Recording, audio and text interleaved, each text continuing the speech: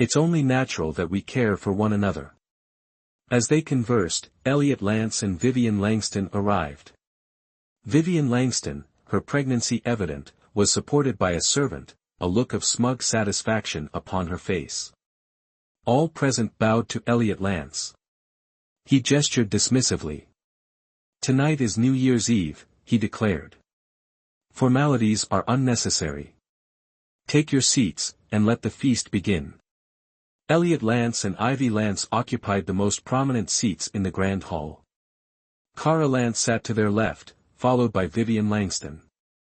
Sophia Lincoln and Helena Lance were seated to the right. The desire for a peaceful and auspicious new year permeated the atmosphere, ensuring a harmonious and joyous banquet.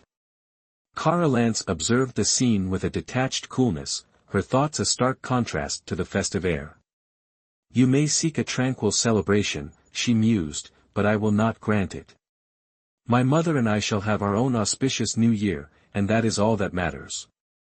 With a plum blossom embroidered handkerchief in hand, she rose and moved to the center of the hall. "Father," she announced, "in honor of the new year, I wish to offer a dance for your entertainment." The sight of the handkerchief in Cara Lance's hand startled Elliot Lance. Sophia Lincoln, too, noticed the object, her face paling with alarm.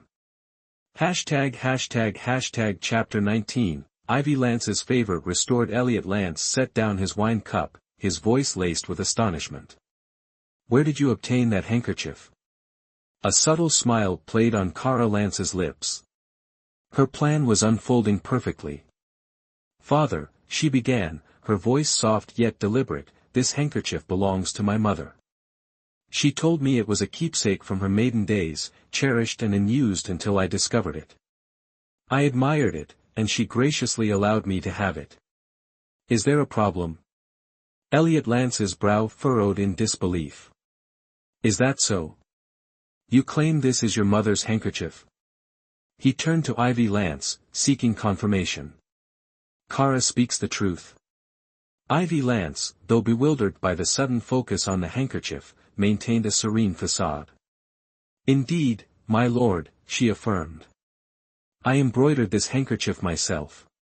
It held great sentimental value, and I used it during a dance when you visited Lynn residence.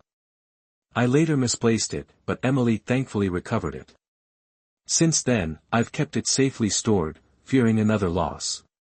As Ivy Lance recounted the story, a torrent of conflicting emotions washed over Sophia Lincoln. Elliot Lance started, glancing down at Sophia Lincoln, whose panicked expression revealed everything. Years ago, during Ivy Lance and Emily Lincoln's shared dance, he'd fallen for the woman holding the handkerchief. No wonder Emily's later performances paled in comparison, he'd mistaken the women. He looked at Ivy Lance beside him. Though a mother of a 15-year-old, time had been kind, enhancing her allure and dignified demeanor. For over a decade, he'd resented his arranged marriage to Ivy Lance, mistakenly loving Emily Lincoln. He'd never truly seen Ivy until now, realizing her captivating presence. Emily, once alluring, now seemed petty compared to Ivy's grace. Recalling Emily's insinuations over the years, regret gnawed at him. Elliot Lance grasped Ivy's hand, reclaiming a long-lost treasure. Ivy Lance, though surprised by his affection, felt a warmth bloom within her at Elliot's rare tenderness. Perhaps this was love's nature. Despite his past coldness, she clung to his fleeting warmth, forgetting the chill. Content with their respectful marriage, she no longer yearned for youthful romance, only peaceful companionship. Sophia Lincoln and Vivian Langston lost their appetites, recognizing the shift in Lance Manor's dynamics. Elliot Lance, captivated by Ivy, lost interest in the entertainment, devoting his attention to her. Cara Lance, observing Ivy's radiant joy, offered a comforting smile. A contented heart savors even simple fare, while anxiety turns feasts to ashes.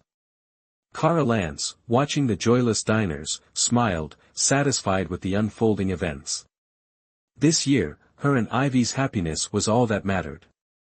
The New Year's Eve banquet ended swiftly. Elliot Lance retired to Ivy's chambers, oblivious to the simmering rage of others. Kara Lance, unperturbed, departed with autumn snow. Sister, what's come over the master? He's never been so kind to her. He always spends New Year's Eve with you, Vivian Langston, one hand on her swollen belly, asked Sophia Lincoln. Bewitched, Sophia spat, understanding Elliot's discovery of her deception. Fury flashed in her eyes, these two must be eliminated before they stole everything she had. She conveniently forgot that she was the one who had stolen, usurping another's happiness for over a decade. Jealousy, a maddening poison, consumed her reason. It's truly bizarre, I don't know what kind of spell that hussy cast, but she's completely bewitched the master's soul. He's been clinging to her all night. Well, it is what it is. He's never set foot in the West Wing before, and now he's spending New Year's Eve with her. Sister, I truly feel indignant on your behalf. Vivian Langston continued, oblivious to Sophia Lincoln's contorted expression. Unable to bear it any longer, Sophia Lincoln let out a small humph, flung her sleeve in a fit of pique, and stormed off. In previous years, Ivy Lance had always spent New Year's Eve with Elliot Lance. This year, however, Kara Lance did not join Ivy Lance, but instead deftly returned to her own room. There, she sat on the Kong with autumn snow, amusing themselves with paper cuttings. Madam has finally reached the end of her suffering and found happiness, Autumn Snow said, smiling as she cut the paper. Yes, I believe Mother must be very happy right now. Kara Lance lowered her head, a sweet smile gracing her lips, her eyes curving like crescent moons. The scene unfolding tonight was far better than she had anticipated, and she was deeply content. As long as the people she cared about were happy, she was willing to do anything.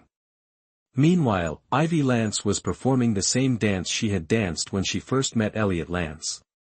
Seated on the Kong, Elliot Lance watched intently, admiring her slender, swaying waist, her graceful steps, and her delicate wrists, which peeked through the sheer silk of her sleeves. Her eyes shimmered like spring water, her cheeks were flushed, her lips crimson, her fingers slender and elegant, and her mouth small and delicate like a cherry. Every frown, every smile, captivated his heart. This dance, the very one that had first enchanted him, was something Emily Lincoln's deliberate attempts to please could never match. As Ivy Lance finished her dance, Elliot Lance quickly rose, took her hand, and led her to the bed. He looked at her with deep affection and said, "For so many years, I mistook the object of my affections. The one I fell in love with at first sight was you." Ivy Lance, puzzled by his words, asked, "My lord, what are you saying? I don't understand." Elliot Lance then recounted the events of that day in detail, and Ivy Lance finally understood. "Emily certainly didn't do it on purpose, my lord. Please don't blame her," Ivy Lance said. Elliot Lance was astonished. "Ivy," he asked, "she stole the love that should have been yours. Don't you resent her at all? Being married to you, managing the household for you, and giving birth to Kara, such an understanding and filial daughter, I have no regrets. Moreover, now that the clouds have parted and the moon is shining brightly, haven't things been set right? I am truly grateful to heaven." Moved beyond words, Elliot Lance could no longer contain his emotions and kissed Ivy Lance on the lips. This was his first love, a love he had missed for over a decade.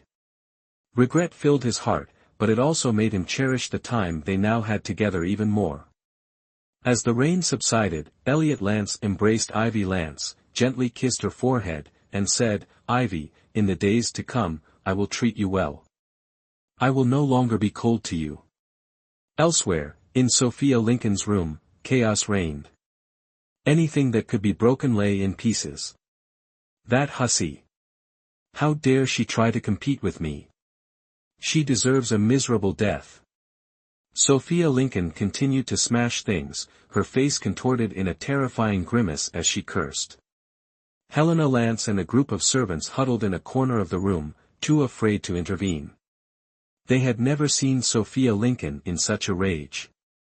The gentle, frail demeanor she usually displayed had vanished completely. Now, she resembled a shrewish woman, leaving everyone stunned and speechless. When Sophia Lincoln finally exhausted her rage, the frantic display ceased, and she commanded her handmaidens, "Why are you still standing there? Clean this mess up at once."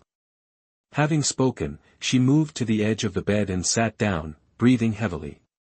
Once the servants had cleared the shattered debris from the floor, Helena Lance dismissed them all and sat beside Sophia Lincoln. "Mother, what happened?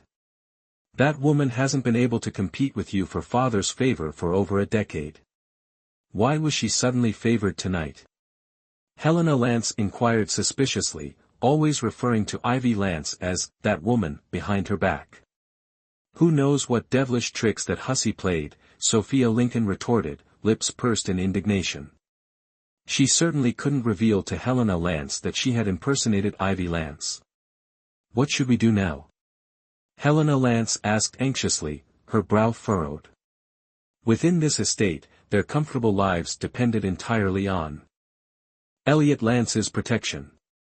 Losing his favor was unthinkable, especially having grown accustomed to their luxurious existence and the deference of others. "We must eliminate them swiftly," Sophia Lincoln declared, her face contorted in a grimace, teeth grinding together. Chapter 20. A happy family. The following day, the first of the new year, the general's household gathered for breakfast as was their annual custom.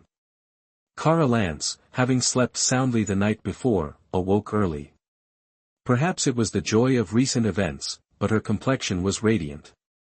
After preparing herself, she went to Ivy Lance's chambers. Today, she wore a smoky green robe over a pleated, leaf green dress adorned with delicate blossoms. Her skin was like jade, her bearing as graceful as an orchid. Her slender waist swayed with each step, and her delicate wrists peeked from beneath the sheer fabric. Her eyes sparkled like spring water, and a gold hairpin, studded with tiny jade beads and dangling tassels, adorned her Japanese-style topknot. Her face was fresh and vibrant, her dimples subtle, her smile captivating. With a face like polished jade and sleepy eyes, she possessed an undeniable air of shy elegance. By the time she arrived, Elliot Lance and Ivy Lance were also ready. Elliot Lance carefully escorted Ivy Lance, his attentiveness suggesting he held her as preciously as a delicate treasure. Their intertwined figures and his tender care resembled a newlywed couple. Ivy Lance was dressed in a gossamer robe embroidered with azure peonies, paired with a rose-pink pleated skirt. A jade hairpin with pearl accents graced her temple, enhancing her exquisite beauty, reminiscent of a newly bloomed hibiscus, ethereal and refined. Seeing the rosy hue on Ivy Lance's cheeks and the joy in her eyes, Kara Lance understood that her heart was filled with happiness and contentment. Kara Lance greeted them cheerfully, "Daughter greets father and mother. Wishing you a joyous new year, may all your wishes come true, and may you enjoy long life, good fortune, and eternal love." Elliot Lance nodded, evidently pleased. His eldest daughter was indeed intelligent, well-behaved, and understanding. Ivy Lance, equally delighted, quickly approached Kara Lance and said with a warm smile, "Kara, why are you here so early? Why didn't you rest a little longer?" "Yes, I woke up hungry, so I came here to have breakfast with father and mother." "I hope I'm not disturbing you," Kara Lance said mischievously, a slight smirk playing on her lips. "This child, you're becoming more and more playful," Ivy Lance said indulgently. "Kara has grown up. She's a young woman now," Elliot Lance remarked, gazing at his beautiful, mature daughter. He had never paid much attention to her, and only now did he realize how beautiful and intelligent his eldest daughter had become. He had failed in his duties as a father. For decades, he had owed them both so much. "Indeed, she's of marriageable age," Ivy Lance said with a smile. A flicker of discomfort crossed Kara Lance's face at the mention of marriage. Frowning slightly, she tugged at Ivy Lance's hand. "Mother, I don't want to marry. I want to stay with you forever." "Silly child, daughters grow up and marry. Besides, your betrothed is the fourth prince. This is something others would beg for," Elliot Lance said gently, his gaze full of affection. Kara Lance froze, a warmth spreading through her heart. Elliot Lance had never spoken to her so tenderly. He had always been distant, like a stranger. She had never felt a father's love because, in her world, the word father had held no meaning. For the first time, she felt that this was her father. She had a father. This sudden closeness felt unfamiliar.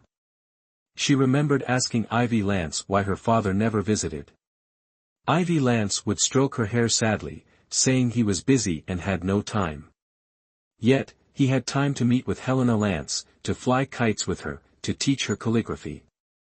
All right, I'm starving," Kara Lance said, pouting and taking Ivy Lance's hand, deflecting the unwanted topic. If Kara is hungry, then let's go," Elliot Lance chuckled, turning to Ivy Lance with a gentle smile. "All right, let's go," Ivy Lance replied softly. The weather was beautiful. Sunlight glinted off the pristine white snow, illuminating the elegant plum blossoms. A gentle breeze carried their sweet fragrance through the air. Kara Lance walked between Ivy Lance and Elliot Lance, holding her mother's hand. From afar, they looked like a happy family, a loving couple and their beautiful daughter. In the main hall, Sophia Lincoln, her daughter, and Vivian Langston had already arrived. They rose to curtsy as Elliot Lance and his family entered. Kara Lance did not flinch. She was the legitimate daughter of Lance Manor and deserved their respect, even from a concubine. Her past kindness had been mistaken for weakness, allowing them to become disrespectful. That would change. After their curtsy, Sophia Lincoln and Helena Lance looked at the affectionate family, their eyes filled with resentment. Ever the diplomat, Sophia Lincoln forced a smile. "My lord, madam, your affection is truly a blessing. I congratulate you, sister, on finally finding happiness. Sister Lincoln is right. Seeing such affection between my lord and madam is truly enviable. It's just a pity that Sister Lincoln must endure a lonely bed," Vivian Langston added. She was always blunt, cunning but lacking in true depth. This made her easy for Sophia Lincoln to manipulate and use against Ivy Lance. Upon hearing this, Sophia Lincoln's expression shifted, but in front of Elliot Lance, she was adept at feigning composure. This mastery of disguise had, after all, been the source of her considerable favor. A swift smile bloomed on her face as she replied, "As long as my lord and madam are content, I am satisfied." Elliot Lance, disinclined to dwell on their exchange, commanded, "Enough, it's getting late. No more idle chatter. Serve the meal, we mustn't let Kara go hungry." Helena Lance stared at Elliot Lance in disbelief. Before today, even just yesterday, Elliot Lance had shown her care and concern, a solicitude he had never extended to Kara Lance. Yet today, he hadn't even glanced her way, his attention solely fixed on Kara Lance's appetite. Helena Lance's gaze fell upon Kara Lance, whose sweet, contented smile radiated a happiness that fueled Helena's envy. A surge of resentment coursed through Helena Lance, her hands clenching into fists, nails digging into her palms. Kara Lance, observing the reactions of those around her, felt a surge of satisfaction. Throughout the meal, Elliot Lance showered Ivy Lance and Kara Lance with attention, his eyes brimming with affection. His love for Ivy Lance and his paternal fondness for Kara Lance were evident in every gesture.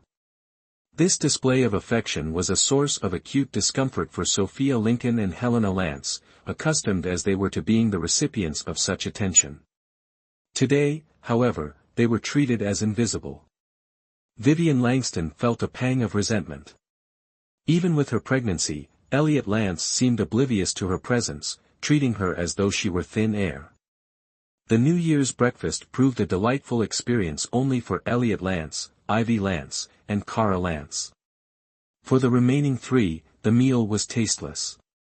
As the meal neared its end, Elliot Lance set down his chopsticks and announced, "Tonight's palace banquet will proceed as usual. Ivy and Kara will accompany me. The rest of you will remain here to celebrate the new year." Yes, father, Ivy Lance replied with a gentle smile and a slight bow. Kara Lance, glancing at Helena Lance, offered a sweet smile. Father, she said, Helena also joined us last year. Might she accompany us this year as well? Traditionally, the palace banquet was attended by the official wife and legitimate daughter. Empress is particularly fond of pink cotton roses. Their delicate beauty and purity resonate with her, and she naturally favors those with a similar innocent nature, along with anything related to cotton roses. Is that so? I've never seen a cotton rose, but I've heard their color shifts with the light, from white or pale pink in the morning to deep red by afternoon. It's quite remarkable, hence the names, Three Drunk Beauties and Drunken Hues. Autumn Snow replied casually, trailing behind Kara Lance. My, such knowledge from one so young. It's all thanks to my lady's teachings. Her vast knowledge comes from extensive reading, I merely overheard. But if that's the case, my lady should prepare well to gain Her Majesty's favor. It will ease her days after marrying the fourth prince. Sophia Lincoln and Helena Lance, overhearing the exchange, exchanged knowing glances and returned to the eastern courtyard. Back in their quarters, Helena Lance declared from her bed, Mother, we cannot let Kara Lance triumph tonight. Certainly not. Just look at their smugness. Your father hasn't even glanced at us since last night, the thought of it infuriates me, Sophia Lincoln seethed. Indeed. He only cared whether that hussy Kara Lance had eaten, attentively serving her food that should have been ours. But we must attend the palace banquet this afternoon. Where will we find a gown embroidered with cotton roses? Most shops are closed for the New Year festivities. Helena Lance pouted in frustration. What worries you? I've resided in this estate for years, do you think I have nothing? Sophia Lincoln retorted with a smug glance. Follow me. Helena Lance, her spirits lifted, obediently followed Sophia Lincoln out of the room. Sophia Lincoln led her out of the estate, arriving half an hour later at Gilded Brocade, the capital's most renowned fabric shop. Gilded Brocade remained open even during festivals, catering to noble ladies and misses who might require a gown for an unexpected event. The shopkeeper personally attended to such esteemed clientele, a practice known only within the general's estate. The shopkeeper, surnamed Zhang and addressed as Shopkeeper Zhang, was a portly man with large ears and a broad face, the very picture of prosperity. Moreover, renowned for his deftness, he skillfully managed relationships with both influential officials and affluent merchants, never offending a soul, which explained the remarkable growth of his enterprise. Arriving at the Gilded Brocade tailor, Sophia Lincoln and Helena Lance alighted from their carriage and presented their invitation. Swiftly, the shopkeeper hurried out to greet them, saying with a smile, unaware of your ladyship's arrival, I apologize for the delayed welcome. Your ladyship's patronage on this New Year's Day truly brings great fortune to our humble shop. As Sophia Lincoln had long enjoyed favor within the Chancellor's estate, while Ivy Lance held little renown outside its walls, shopkeeper Zhang addressed her with the honorific ladyship. It is I who intrude upon you with this unannounced visit, Sophia Lincoln replied, inwardly pleased by the shopkeeper's respectful address. What commands bring your ladyship to our establishment today? Shopkeeper Zhang inquired with an obsequious smile, gesturing towards the VIP reception area on the right where they were seated and offered tea. I seek a blush-pink garment embroidered with hibiscus blossoms. Do you possess such an item? Sophia Lincoln inquired after taking a sip of tea. While we do have such a garment, it has already been reserved and is to be collected this afternoon, shopkeeper Zhang replied with a troubled expression. Which young lady could possibly outrank our Helena in status? Sophia Lincoln retorted, displeased. Elliot Lance was a favored minister of the emperor, who in the capital dared to offend him? Having just heard from Kara Lance about the garment, Sophia Lincoln surmised it was Kara who had reserved it. This only strengthened her resolve to acquire the dress, denying Kara her desire. However, I have already accepted a deposit. Truly. stammered the shopkeeper. I will offer 5 times the deposit you received, along with 5 times that amount as compensation, Sophia Lincoln declared. This is not a matter of money, shopkeeper Zhang insisted, his expression still troubled. Then what is the issue? Helena Lance snapped, her irritation growing. Our establishment values its reputation above all else, shopkeeper Zhang explained, wiping the sweat from his brow. Do you not fear me informing the Chancellor, who could have your shop razed? Sophia Lincoln threatened. This. Very well, then. Consider it a gift, the shopkeeper conceded. That is more like it. Now, bring the garment forth, Helena Lance commanded, reveling in the shopkeeper's fear. She was accustomed to being pampered and feared no one's displeasure. Shopkeeper Zhang reluctantly retreated to the inner room and retrieved the carefully wrapped garment. Sophia Lincoln accepted the garment and examined it closely. The fine material and exquisite stitching marked it as a truly rare piece. Mother, this garment is truly beautiful.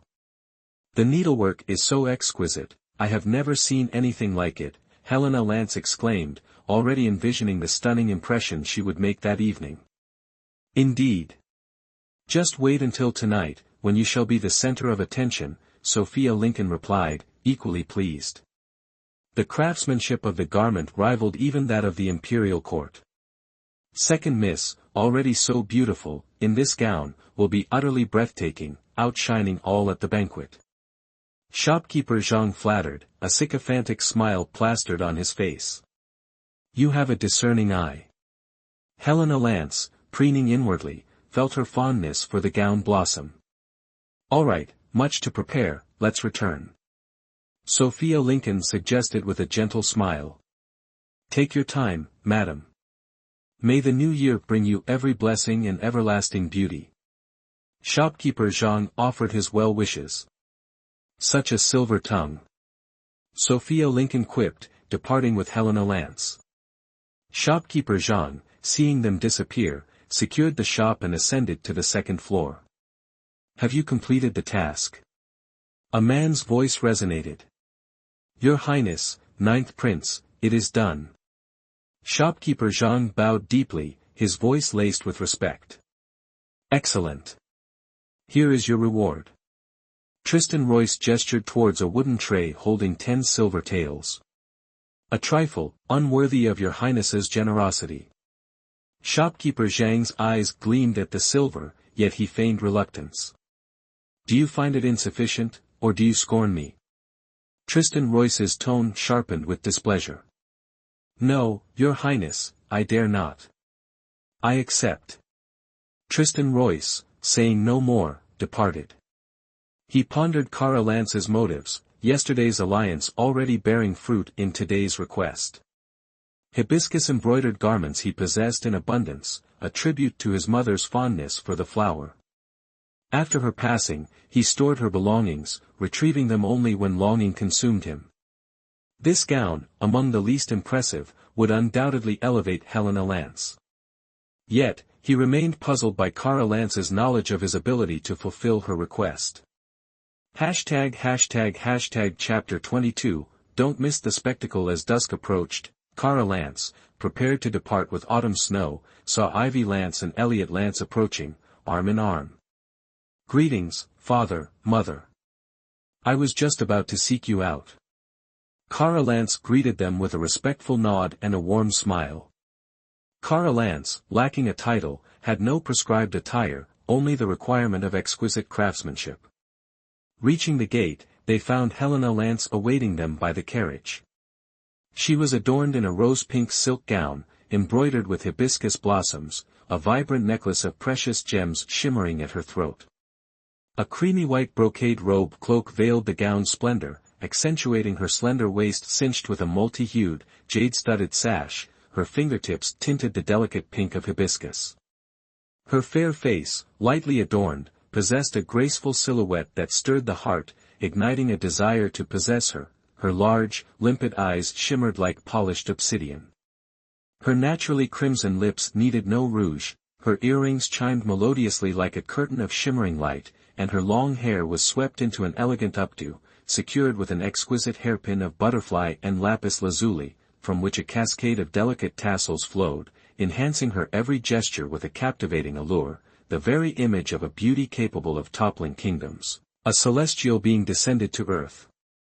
Observing her, Kara Lance inwardly scoffed, acknowledging Tristan Royce's undeniable effectiveness. No wonder Helena Lance had been acting strangely and hadn't invited her out, she likely assumed this was the gown Kara had commissioned and feared retribution. Helena Lance offered a slight nod and a curtsy to Elliot Lance and Ivy Lance. "We are family, such formalities are unnecessary.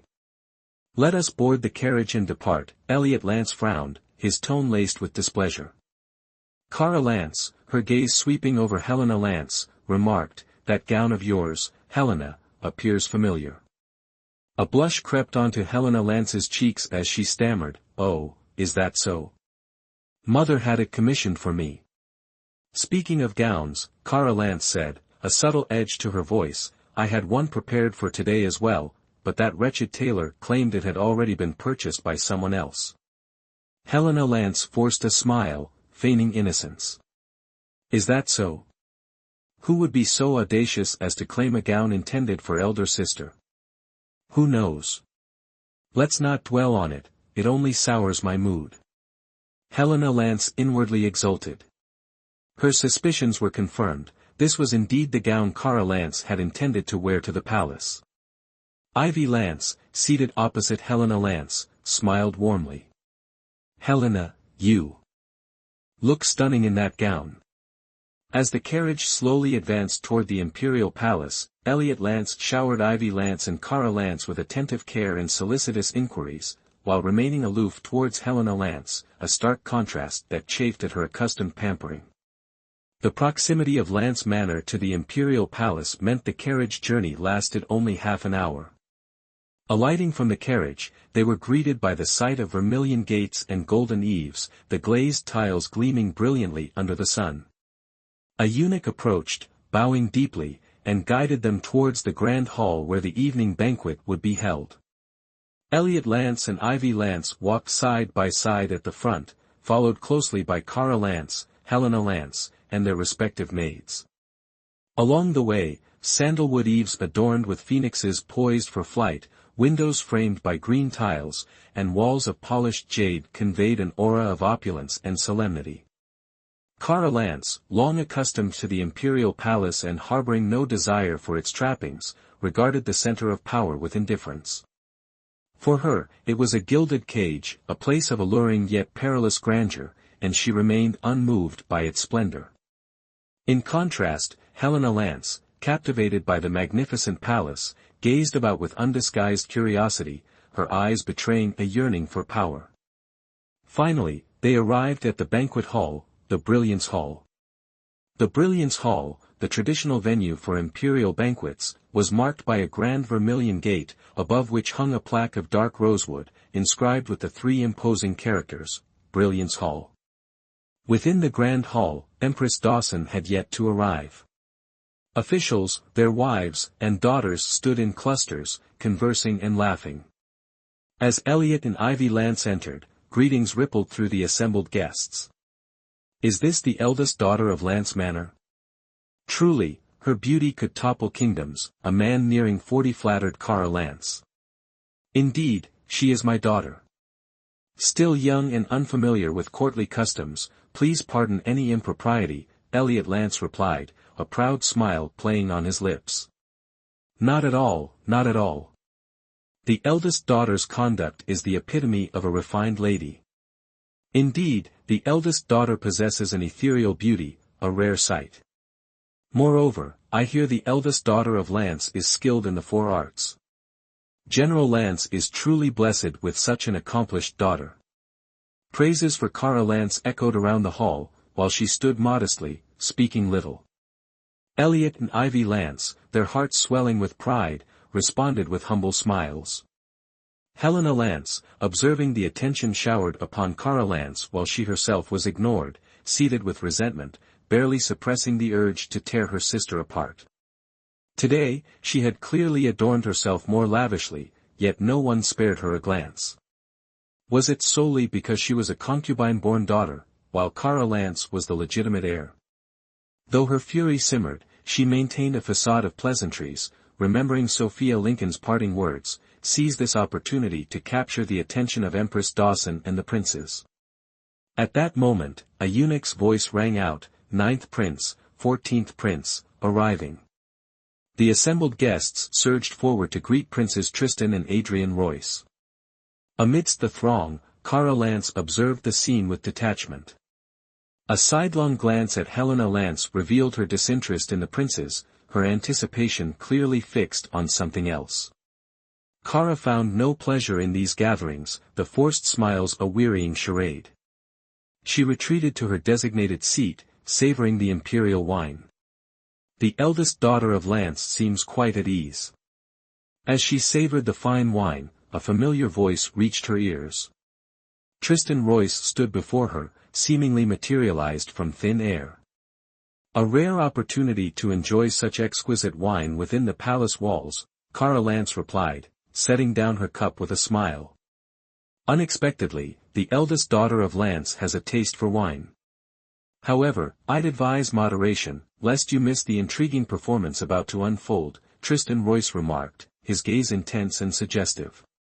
Naturally, considering the ninth prince's contribution, I wouldn't dare miss it. Kara Lance returned his gaze with an unwavering smile.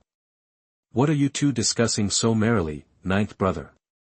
Kara Lance and Tristan Royce turned to see Victor Royce and Helena Lance approaching, side by side. Were they so engrossed in their conversation that they didn't hear him approach? It's nothing, we were just discussing the quality of the wine. Lady Lance seems quite knowledgeable, and I was seeking her expertise. Tristan Royce said. Kara Lance glanced at Helena Lance, a flicker of amusement in her eyes. Love truly could make one lose all reason. Even in broad daylight, Helena dared to openly flirt with Victor Royce. The ninth prince is too modest. It is I who should be seeking your expertise.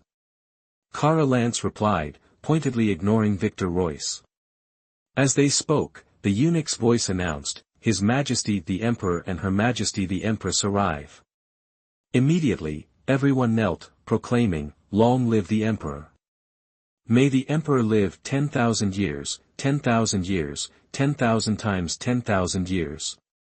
May the Empress live 1,000 years, 1,000 years, 1,000 times 1,000 years. Rise. Everyone rose and returned to their seats. Be seated, my lords and ladies. Today is the first day of the new year, let us be at ease. Emperor Maxwell Dickinson smiled from the dragon throne, seemingly in high spirits. Thank you, your majesty. Everyone replied, taking their seats. The empress, seated beside the emperor, smiled as she surveyed the room. Her gaze sharpened momentarily upon Helena Lance beside Kara Lance, before quickly regaining its composure.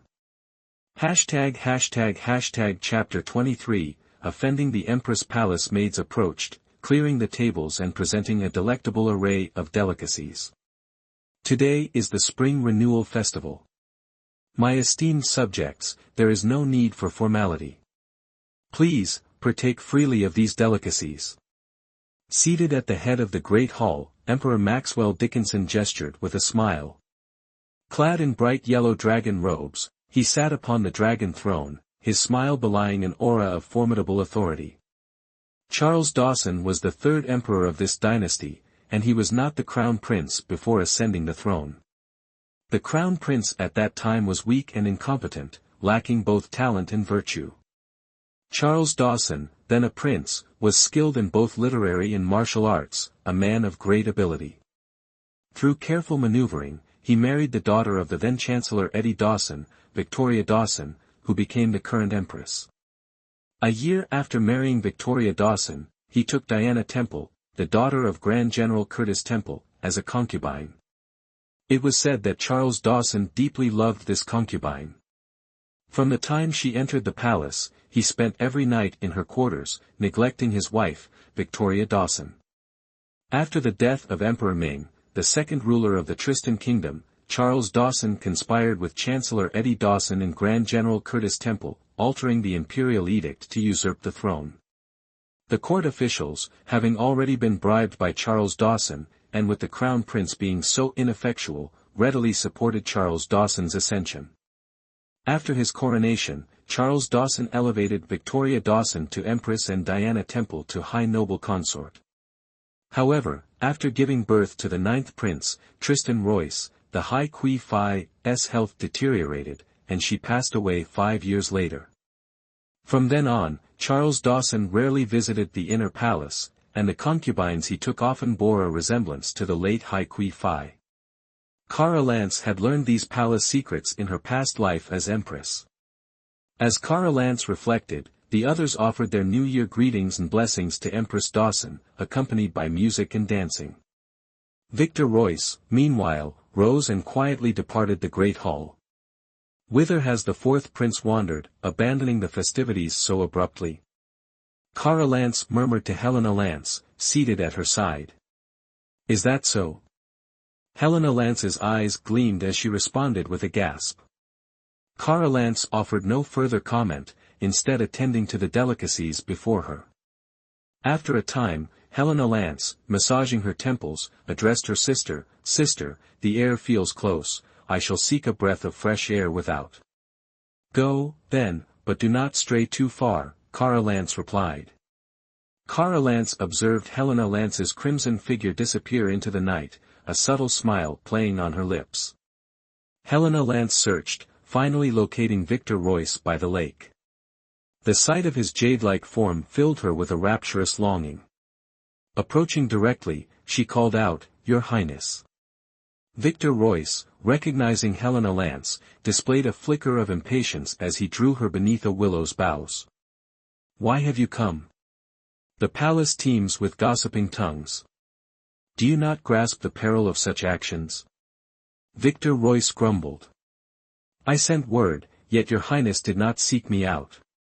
My longing has become a sickness, I was left with no recourse," Helena Lance pleaded, her eyes brimming with tears, a picture of utter despair. Victor Royce, moved by her distress, softened his tone considerably. "Matters of import occupy me. Once these are resolved, I shall visit you. This is hardly a suitable place for conversation. Return quickly. Has your highness grown weary of me, transferring your affections to my sister?" Helena Lance pressed. "What words are these? My heart holds only you," Victor Royce declared, a fleeting look of annoyance crossing his features. He forced a gentle pat on her shoulder, feigning tenderness. "Then why conceal your meetings with my sister from me? Are not such actions for the sake of our grand design? Truly. Yet since the plum blossom viewing, I sense a change in you, a heightened warmth towards her." "It is true. My warmth towards her is but a facade. How could she compare to you? Do you lack such confidence in yourself?" Victor Royce reassured her. "She is, of course, no match for me," Helena Lance declared haughtily. "Enough of these needless anxieties. Return now. Should we be discovered, both of us will face dire consequences."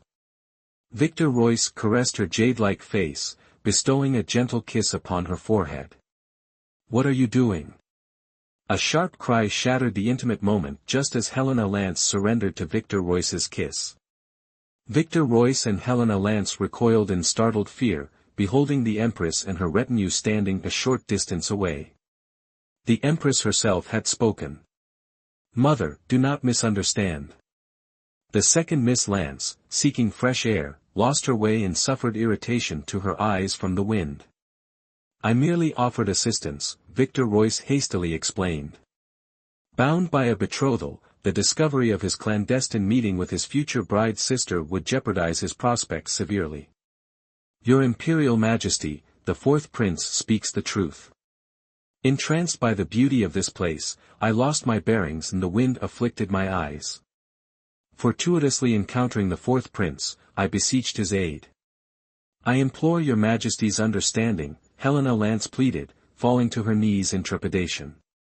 The Empress, recognizing the woman from the hall as wearing the distinct attire of the bygone Diana Temple, felt a surge of hatred. Yet, Victor Royce being her son, she had to consider his welfare. "My son," she said, "your mother knows your kind heart, but you must exercise caution. Such tasks should be delegated to the palace maids to avoid gossip."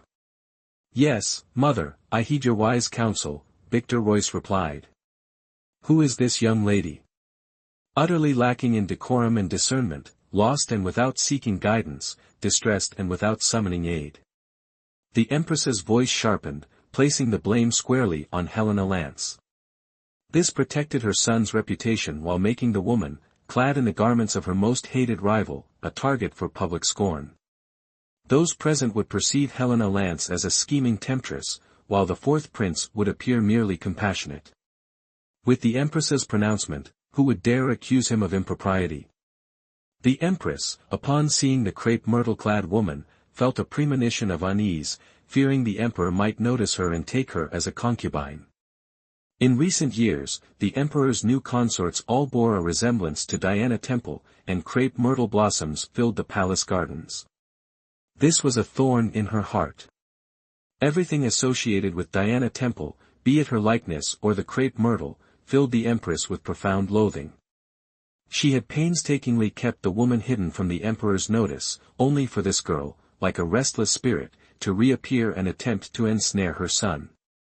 Helena Lance, trembling, fearfully replied, "Your Majesty, I am Helena Lance, second daughter of Lance Manor. I shall heed your words and reflect upon my errors." A sense of foreboding washed over her. Having offended the fourth prince's mother, her hopes of marrying him seemed increasingly bleak. "I understand Minister Lance has only one legitimate daughter.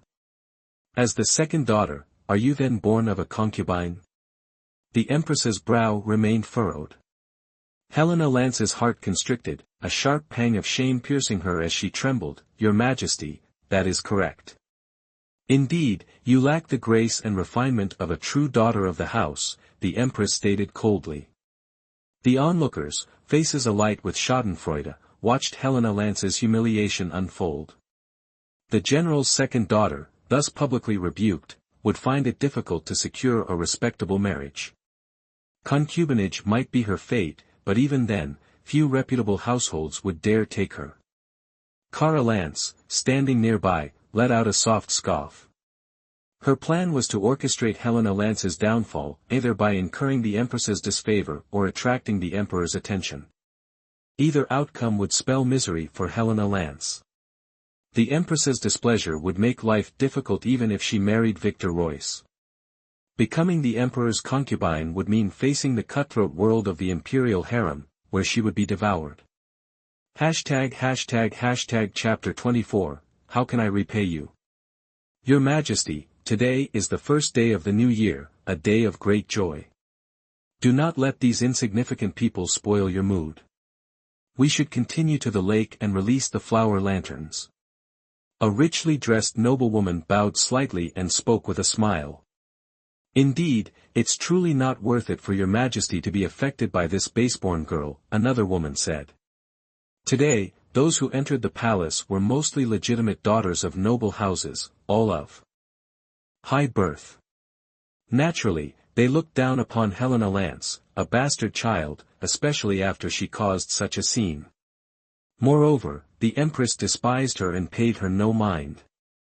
Let's go then.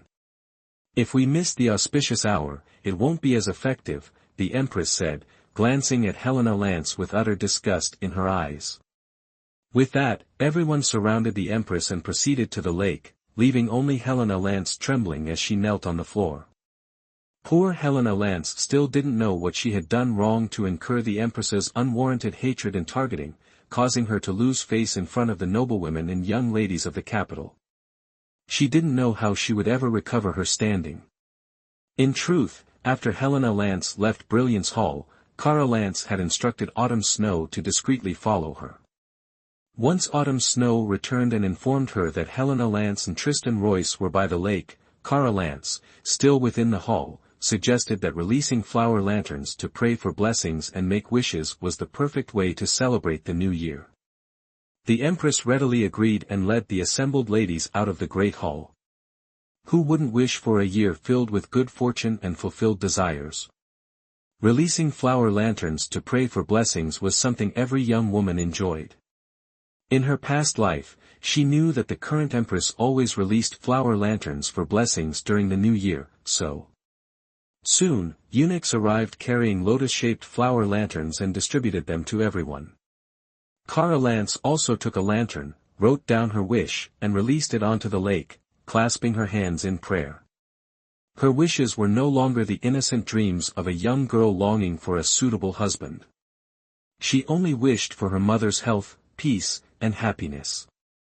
The Empress also wrote down the wish she made every year. First, I pray for my husband's long life. Second, I pray for my own continued health. Third, I pray to be like the swallows in the rafters, together for years to come.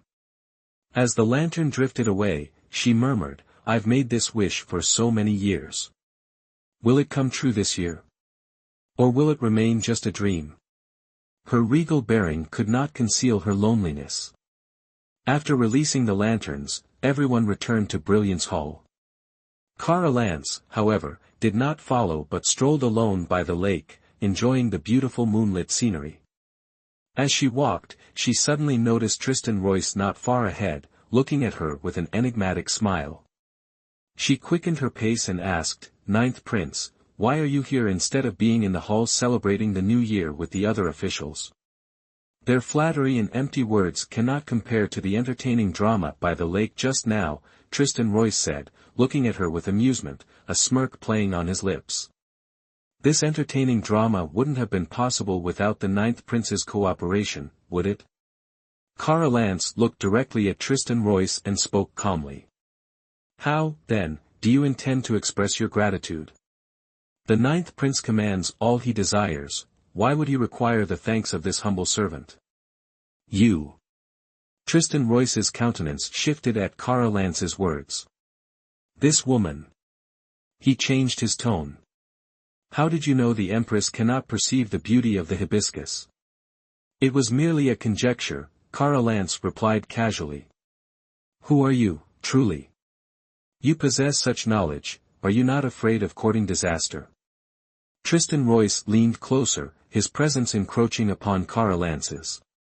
Ninth Prince, you have posed this question numerous times. Does it not tire you? Kara Lance's breath hitched, her heart quickening as Tristan Royce drew near. She answered hastily. You. Tristan Royce was rendered speechless, words failing him. If the Ninth Prince has no further commands, I shall take my leave. Kara Lance bowed slightly, ignoring Tristan Royce's darkening expression as she departed swiftly. After some distance, she paused. For one who has died once, each day lived is a blessing. How could I fear death? Then, veiled by moonlight, she hastened back to her quarters. Tristan Royce, his hearing keen, overheard her words and stood frozen. What had befallen her? Doubt gnawed at him, and a pang of sorrow resonated within his heart. Upon Kara Lance's return to Yaoguang Palace, Empress Dawson had departed the feast. Freed from the Empress's presence, the palace occupants freely indulged in the sumptuous banquet. Court officials gathered in small groups, raising their cups in toasts, exchanging the customary pleasantries of officialdom. Ladies and young misses clustered together, discussing household matters and recounting intriguing tales from the capital. Reaching her designated seat, she found Helena Lance sitting dejectedly, unnoticed. After the recent incident, it was unsurprising that others avoided her. These noblewomen and misses were largely astute, adept at flattery and ostracization, their calculations precise. They shifted allegiances with the changing winds, each vying to surpass the other in shrewdness. Soon, the banquet concluded. Guests bid their farewells, and Elliot Lance, Ivy Lance, Kara Lance, and Helena Lance followed, traversing the winding corridors, exiting the palace gates, and boarding their carriage. Night had deepened, a full moon suspended in the inky sky, casting its luminous yet ethereal glow upon the earth. The night was exquisite, mirroring Kara Lance's buoyant mood. Returning to the estate, Helena Lance took her leave. Elliot Lance and Ivy Lance, still unaware of the lakeside incident, returned her smiles. Elliot, Ivy, and Kara then proceeded to the West Wing. Miss, to think second Miss would consort with the fourth prince. Such shamelessness. He is your betrothed, her future brother-in-law. Autumn Snow exclaimed indignantly. Having done such a deed, she clearly does not regard me as her elder sister, Kara Lance stated calmly. But after today's reprimand from the Empress, her prospects are bleak. Let's see if she dares to act so brazenly again, Autumn Snow remarked, a hint of satisfaction in her voice. Why fret over what you already know? Remember, wickedness begets its own retribution. But Miss, the fourth prince is your betrothed. Do you not feel any heartache? Autumn Snow inquired, perplexed. If he could deceive me like this, then he's not worth my heartache. I will find a way to avoid marrying him. Miss, most men in this world have multiple wives and concubines. Why must you give up the fourth prince for the second Miss? The fourth prince is the Empress's son, and he is very likely to ascend the throne. When that happens, you will be the Empress. This is something many noble ladies can only dream of. Autumn Snow, astonished and worried, advised. In her heart, Victor Royce, whether in terms of family background or appearance, was exceptionally outstanding. To become the fourth prince's wife was Kara Lance's good fortune. The position of Empress? I don't care for it, Kara Lance scoffed. Autumn Snow, her mouth agape in surprise, was speechless. Meanwhile, as Helena Lance entered her room, Sophia Lincoln rushed forward, grasped her hand, and asked, how was it? Today, you must have outshone everyone, eclipsing all the other ladies, right? Don't mention it, it was utterly dreadful, Helena Lance snapped, pulling her hand away. How could that be? Sophia Lincoln asked, bewildered. The Empress berated me for no reason, targeting me and making it difficult for me within the palace. I had no opportunity to present myself. Just being able to return alive is a blessing. How could this happen? Where did things go wrong? Sophia Lincoln's initial good mood evaporated as she glared at Helena Lance. How would I know? Helena Lance retorted impatiently. Such a waste of my meticulous preparations, resources, and energy. Useless, utterly useless. Sophia Lincoln scolded, viciously pinching Helena Lance's thigh. Helena Lance winced, resentment flashing in her eyes. It had always been this way. When she performed well, Sophia Lincoln treated her well. If she didn't, Sophia Lincoln would reproach her relentlessly, resorting to either verbal abuse or physical punishment, without ever inquiring about the reasons or circumstances. She knew Sophia Lincoln groomed her this way, wanting her to climb high and marry well, all for Sophia Lincoln's own future glory and wealth. But did Sophia Lincoln ever truly consider her happiness? Even now, spending so much money was surely for the sake of acquiring even more wealth later. Expending so much effort was for the sake of a more prestigious life in the future. Chapter 25, Feigning illness for favor. The new year passed swiftly, the days flowing by peacefully. Elliot Lance slept in Ivy Lance's room every night, sharing meals with his wife and children morning and evening. This was a warmth Kara Lance had never experienced before.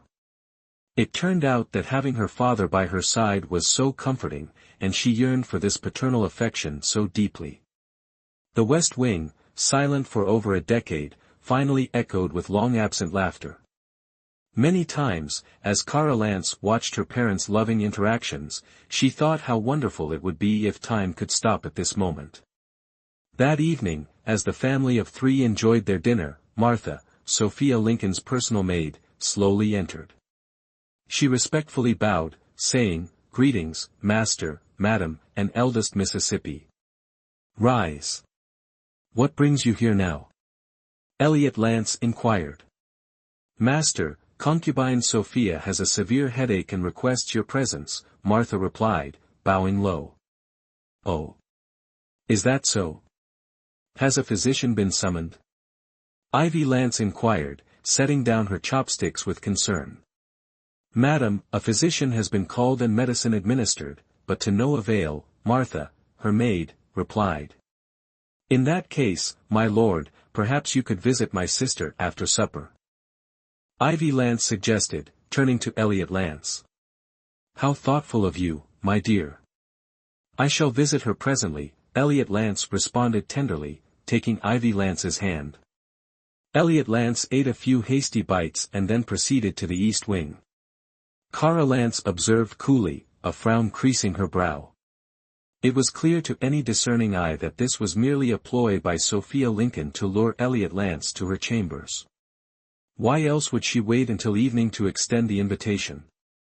Sophia Lincoln, favored for years within the household, could hardly bear to see her position usurped.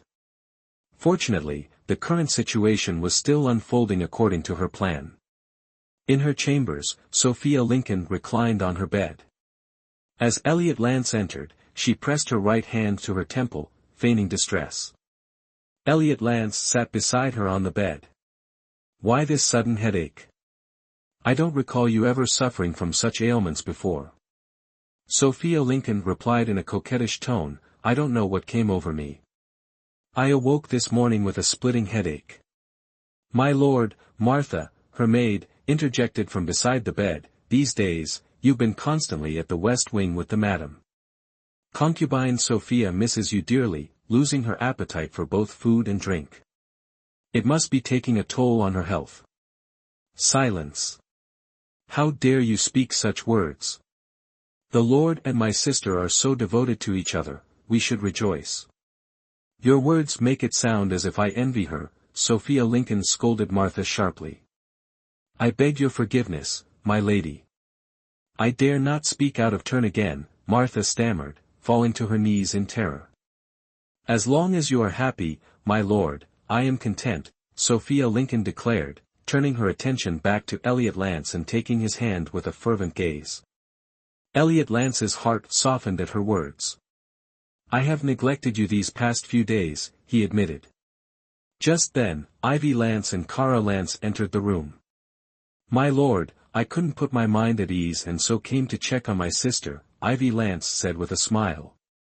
Such concern for my dear sister leaves me overwhelmed by your kindness, Sophia Lincoln replied, masking the annoyance in her eyes with a forced smile. Nonsense, sister. How are you feeling now? Are you any better? Ivy Lance inquired. Much better, Sophia Lincoln responded, her eyes flashing with impatience and disdain, which she quickly concealed. Cara Lance, who had been observing Sophia Lincoln closely, discerned that she was feigning illness. Concubine Sophia, she began, I hear the medicine hasn't been effective. I've recently been studying some medical principles under Leonard Gray. If you don't mind, I would be happy to examine your pulse and see if I can alleviate your pain. Sophia Lincoln stiffened at Cara Lance's offer. Forcing a smile, she replied, Thank you for your concern, eldest Mississippi. I am feeling much better now. I wouldn't want to trouble you.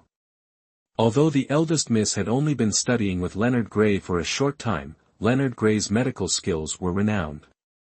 Cara Lance must have learned a considerable amount, and Sophia Lincoln couldn't risk being examined by her. Cara Lance's expression faltered, then she spoke with a hint of resentment, Do you doubt my medical skills, stepmother? I am concerned for your well-being and wish for your swift recovery. If that's the case, before Cara Lance could finish, Elliot Lance, seeing her aggrieved expression, felt a pang of sympathy and addressed Sophia Lincoln, Emily, Cara means well. Let her examine you. If it helps, then good, if not, you lose nothing. If that is your wish, my lord, then I shall allow the eldest miss to examine me. Sophia Lincoln, no longer able to refuse, offered her wrist to Cara Lance. Cara Lance placed a hand on Sophia Lincoln's wrist, feigning a diagnosis. Shortly after, Cara Lance withdrew her hand and addressed Sophia Lincoln, Stepmother, have you been experiencing a loss of appetite, restless sleep, and excessive worry lately? Yes, precisely, eldest Mississippi. You are truly remarkable. Sophia Lincoln readily agreed. She wasn't ill but used this pretense to lure Elliot Lance and regain his favor. Martha had already informed Elliot Lance of Sophia Lincoln's complaints, so she couldn't deny Kara Lance's inquiry. Then it is as I suspected. Your recent irregular lifestyle and excessive worrying have likely disrupted your cycle, causing your headaches. Kara Lance spoke with practiced fluency, her words carrying an air of authority. She correctly surmised that Sophia Lincoln's peace had been disturbed by Ivy Lance's recent favor with Elliot Lance. Sophia Lincoln paled. A disrupted cycle? Kara Lance's diagnosis threatened to unravel her carefully laid plans. Might you be mistaken, eldest miss? I've never experienced headaches during my cycle before, Sophia Lincoln stammered. That's not a guarantee. Past experiences don't dictate the present. An irregular lifestyle can cause such changes. If you doubt my diagnosis, feel free to consult another physician, Kara Lance stated firmly. I trust your judgment, eldest Mississippi. There's no need for another physician, Sophia Lincoln conceded, unwilling to defy Elliot Lance.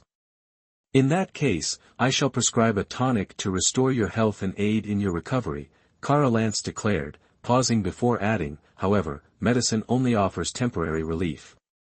Maintaining a regular lifestyle and a positive outlook are crucial for your well-being. Elliot Lance discerned the underlying message. Sophia Lincoln's displeasure at his affection for Ivy Lance was evident, despite her feigned happiness. Recalling Sophia Lincoln's deception regarding Ivy Lance, he recognized her duplicity. His sympathy for her waned considerably. Kara Lance handed the prepared prescription to Martha, who accepted it respectfully. The prescription is ready. Rest well, Emily, Elliot Lance said, rising to his feet. My lord. Sophia Lincoln began anxiously, attempting to detain him. It's late, and I'm tired. Ivy, let's go, Elliot Lance interrupted, taking Ivy Lance's arm and leading her from the room, followed closely by Kara Lance. She knew Sophia Lincoln wouldn't fill her prescription, but it didn't matter.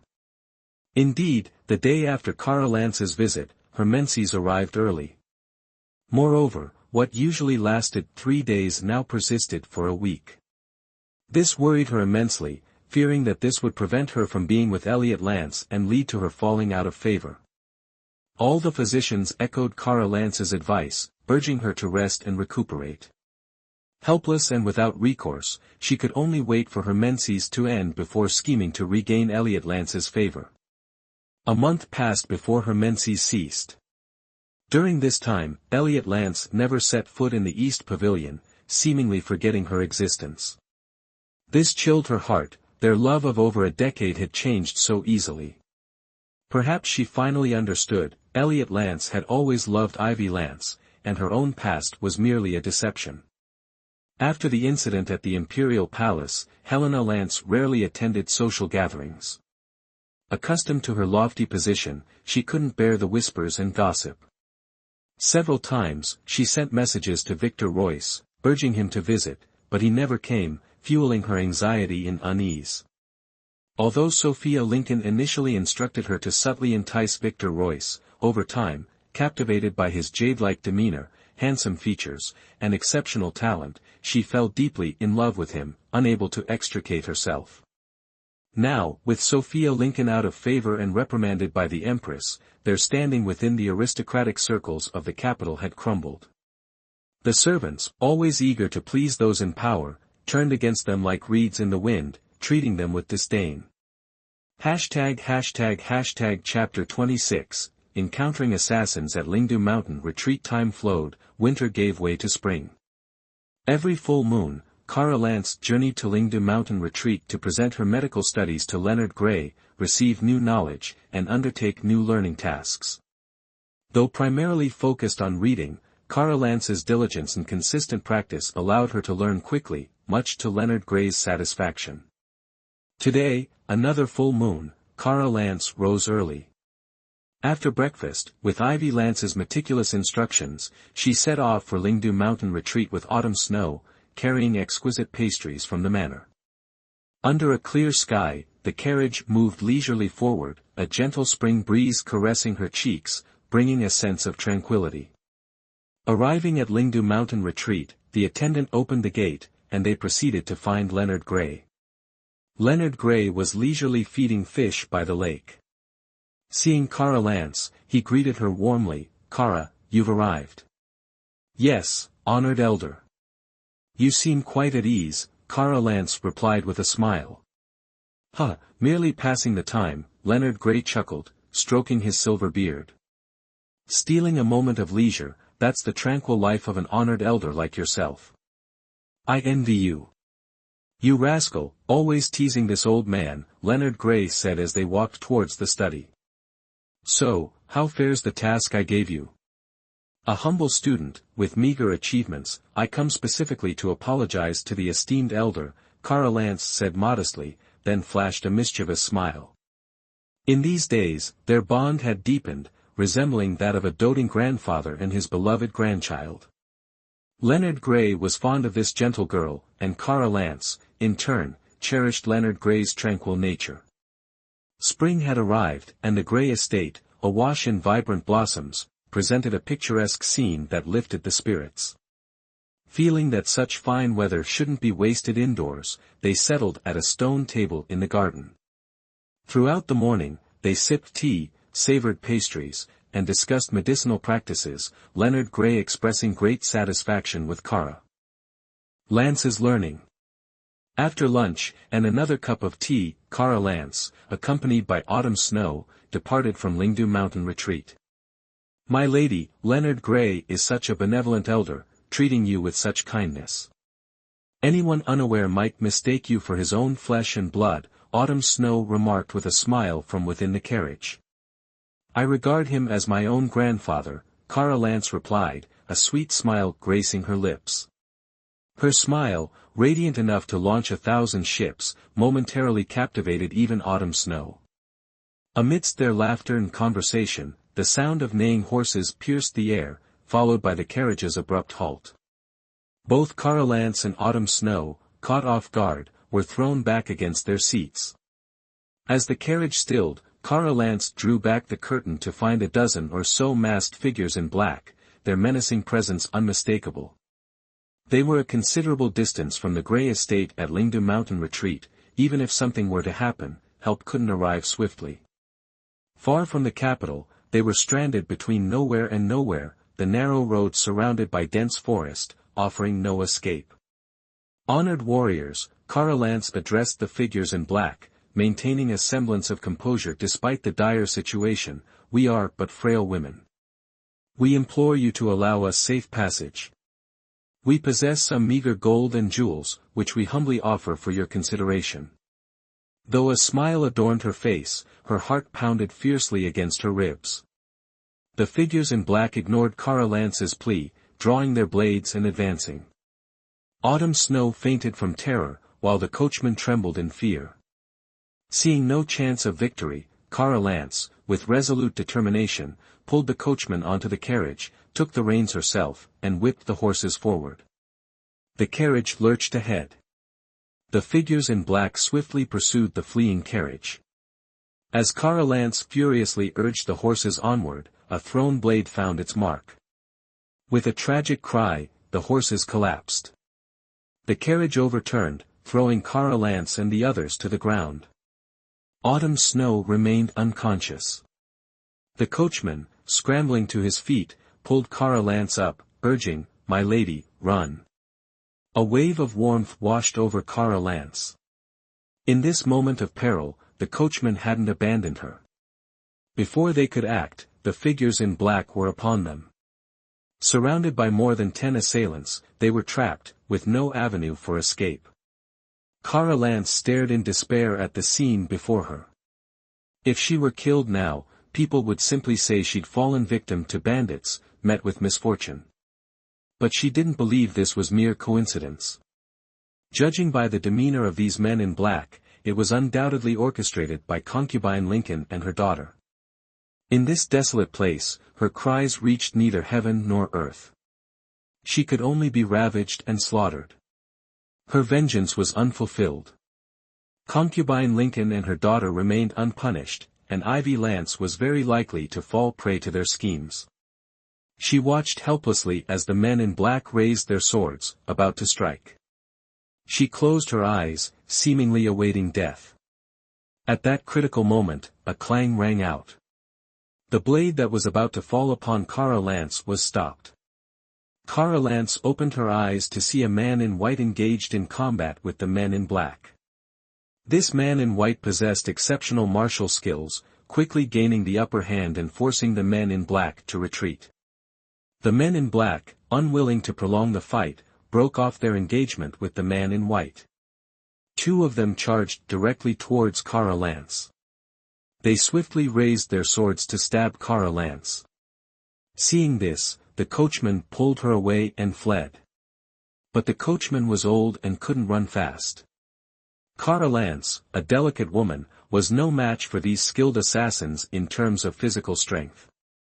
Soon, the two men in black caught up and blocked their path. Cara Lance, despairing, looked at the two men in black and turned to the coachman, "They're after me. Run. My lady, I cannot leave you. If it weren't for your mother's kindness all those years ago, I wouldn't be alive today," the coachman replied resolutely. Cara Lance was deeply moved. It seemed that kindness truly did have its rewards.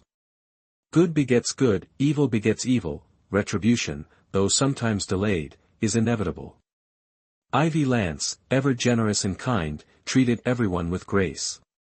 Thus, she unwittingly won the loyalty of many. The men in black, ignoring the coachman, raised their swords to strike Cara Lance's neck. In that desperate moment, a figure in white shielded her. The blow meant for Cara Lance struck the man in white's shoulder. The remaining men in black, who had been fighting him, now lay on the ground. Cara Lance's eyes widened. The man before her was none other than the 14th Prince, Adrian Royce. Ignoring his shoulder wound, Adrian Royce charged towards the two men in black. Despite his injury, Adrian Royce easily overpowered the two assassins, quickly subduing them. One of the men in black tried to flee. "Catch them. Don't let them escape," Cara Lance cried. Adrian Royce, initially intending to let them go, heeded Cara Lance's words and swiftly apprehended the two, binding them securely. Seeing this, the remaining men in black desperately fled. Cara Lance rushed to Adrian Royce's side, anxiously asking, "14th Prince, are you alright?" Chapter 27, Just a Dream. "I'm fine. It's just a minor wound, nothing serious," Adrian Royce said with a strained smile. He looked at Cara Lance. After the harrowing ordeal, her hair was disheveled, and her clothes were mud-stained. Yet, even in this state, her beauty was breathtaking, stirring within him a profound desire to protect her. "Such profuse bleeding, allow me to bandage your wounds." Cara Lance spoke with remorse. "It's nothing. How do you intend to deal with these two black-clad men?" Adrian Royce appeared unconcerned, as if uninjured. Cara Lance, remembering the bound men, shed her caring facade. "If they reveal their mastermind and accompany me to identify them, I will spare their lives. Killing them yields no benefit, better to bring them back and strike a blow against Helena Lance and her son." "If that's the case, then as you wish." Adrian Royce smiled. That smile, like a spring breeze, like warm sunlight in winter, momentarily stunned Cara Lance. "My gratitude, 14th Prince." She blinked, regaining her composure. "No need for formalities. However, your carriage is wrecked. Return to Lingdu Mountain Retreat, seek Leonard Gray's aid in repairs, then continue your journey." "Wisely spoken, 14th Prince." Cara Lance, softly, turned to the driver. "Quickly return to Lingdu Mountain Retreat, inform Leonard Gray, and request a carriage to convey the 14th Prince for treatment." The driver acknowledged and hastened towards Lingdu Mountain Retreat. Dusk approached, painting the western sky with a magnificent crimson glow. Autumn Snow remained unconscious. Uncertain of her condition, Kara Lance dared not move her, instead supporting Adrian Royce as he sat by the roadside. By what fortune am I deserving of the 14th Prince's rescue? Kara Lance carefully tended to Adrian Royce's wounds. Adrian Royce, gazing at Kara Lance, felt a pang of disappointment at her words, thinking, even sacrificing my life for you would be without regret, let alone these minor wounds. Unspoken, he replied calmly, seeing injustice, I intervened. I would have saved anyone, Miss Lance. Do not trouble yourself with such gratitude. Unable to reveal his true feelings, he sought to ease her conscience. 14th Prince, your chivalry is admirable. After half an hour, 2 carriages swiftly arrived. Before the carriages fully halted, Leonard Gray hastily disembarked. You rascal! What happened? Leonard Gray inquired without ceremony. It's nothing, sir, Adrian Royce forced a smile. Still able to smile.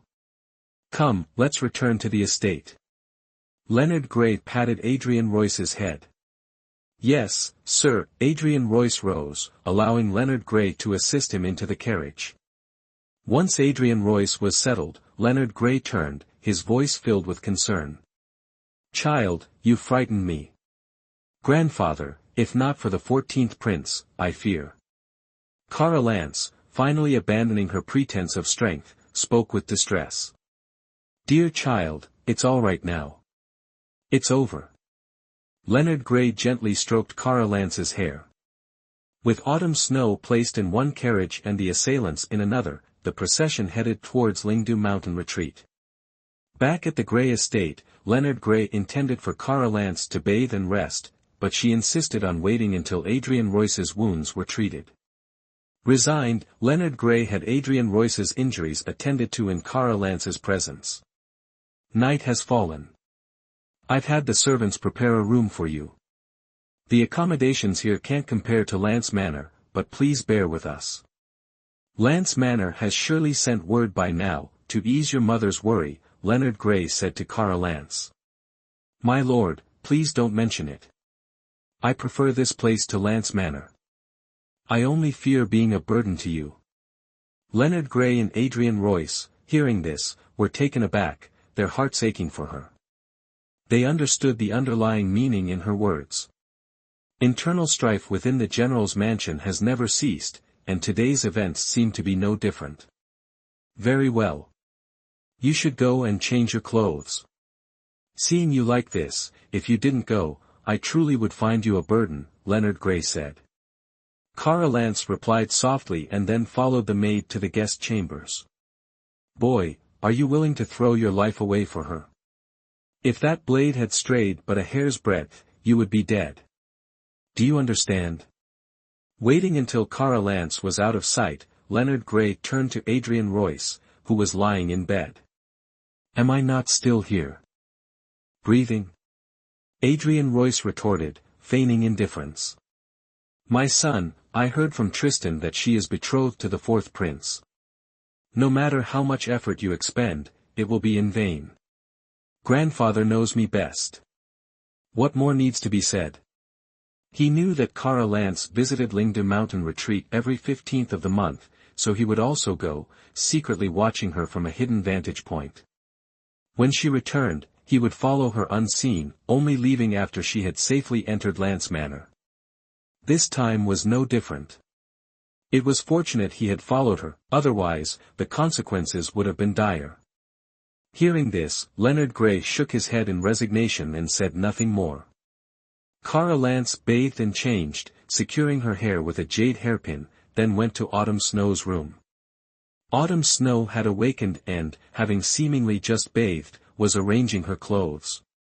Miss, Autumn Snow greeted, upon seeing Kara Lance. How are you? Are you all right? Kara Lance asked with concern. I'm fine, Mississippi. It's I who am useless, unable to protect you and even causing you trouble, Autumn Snow said, her eyes welling with tears. Nonsense. There's no need for such words between us. Everyone experiences fear. It was just that in her past life, she had endured life and death struggles, pain that pierced her very bones. She had experience, so she was calmer than they were. Miss Lance, you are truly kind. Autumn Snow wanted to see you the moment she awoke. If I hadn't stopped her to bathe and compose herself, she would have run to you. To be cared for so deeply, the bond between you two is truly admirable, the attending maid remarked. Of course. Our miss is the kindest person there is, Autumn Snow said with a smile. As they spoke, a messenger entered, saying, Miss Lance, the Lord invites you to dine with him. Cara Lance replied and followed the messenger to the dining hall. By now, night had fallen, a crescent moon hung high, and the night was so still that the day's terrors seemed a distant memory. During the meal, Lord Lu continuously offered Cara Lance food, comforting her. After the meal, the two black-clad individuals were escorted to the main hall. Speak, who sent you? Adrian Royce stepped before the two men in black, his voice cold. Both men remained silent. Elder Lu then produced 2 pills, forcing them into the mouths of the 2 men and making them swallow. The poison you've just ingested will cause your skin to ulcerate and kill you within 3 days unless you receive the antidote. Your survival rests on your cooperation, Elder Lu declared, clapping his hands. Fear finally contorted the faces of the 2 black-clad men. Kowtowing, they pleaded, Honorable Elder, spare our lives. We were merely hired, we didn't truly intend to harm the young mistress. Then confess the truth quickly. Adrian Royce commanded. It was the second miss of the general's estate, one of the men stammered, his face etched with terror. She promised us a substantial sum to intercept and kill Miss Lance on her way back to the estate. Just as I suspected, Cara Lance said calmly. Elder Lu and Adrian Royce exchanged glances, their hearts aching for Cara Lance. What trials must she have endured to remain so composed in the face of those who sought her life? If you wish to live, accompany me to the general's estate tomorrow and identify the mastermind. Otherwise, you can forget about the antidote, Cara Lance stated. #### Chapter 28, She must be very happy. Exhausted from the day's events, Cara Lance returned to her room and lay in bed, unable to sleep. She sat up, leaning against the window, gazing at the moon and lost in thought. The night was tranquil, the moonlight ethereal, casting dancing shadows from the swaying trees as a gentle breeze caressed her cheek. The day's events still sent shivers down her spine. Yet, inexplicably, her thoughts drifted to Tristan Royce, to that New Year's Eve amidst the plum blossoms, the moment their eyes met, their hearts beating as one. A blush warmed her cheeks. She shook her head vigorously, trying to banish the image from her mind. Why am I thinking of him? I must be tired. Why else would I recall such a vexing person, she murmured, attempting to convince herself. Suddenly, the melancholic strains of a flute drifted in through the window, a melody both beautiful and sorrowful, evoking tears. Following the sound, Cara Lance traversed several corridors until she found the source, Adrian Royce, playing by the lotus pond in the Lu family garden. Cara Lance stood at a distance, silently observing his silhouette. She remembered hearing a similar flute melody on her first day at Lingdu Mountain Retreat, when she pleaded with Elder Lu to heal her mother. Perhaps it was he who answered my solitary dance with his flute that day, she mused. Lost in her reverie, the music abruptly ceased. Miss Lance, you're still awake at this hour? Adrian Royce inquired, lowering his jade flute. I apologize for disturbing you, Your Highness. I was drawn by the enchanting melody. Your mastery of both literary and martial arts is truly rare, Cara Lance replied, regaining her composure with a gentle smile. It was merely a moment of inspiration. My skill is rudimentary, unworthy of your praise, Miss Lance, Adrian Royce said with a smile. Your Highness is too modest. If your flute playing is considered unskilled, then no one in this realm would dare to boast of their own flute skills. However, why would your highness play such a melancholic tune so late at night? Adrian Royce's expression shifted slightly, a fleeting look of loss in his eyes, quickly masked. Miss Lance is indeed a woman of great talent and profound knowledge. Tonight, Cara Lance wore no makeup, her raven hair cascading down her back, ethereal as a celestial being. Do you know, my joy and sorrow all stem from you? Adrian Royce thought bitterly. The moonlight was so beautiful, he almost felt an impulse to confess his feelings, but the thought of that betrothal agreement forced him to restrain himself.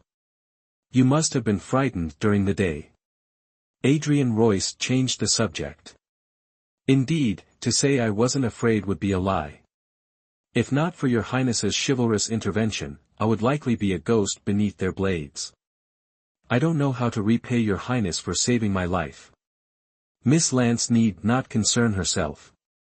I despise witnessing such events.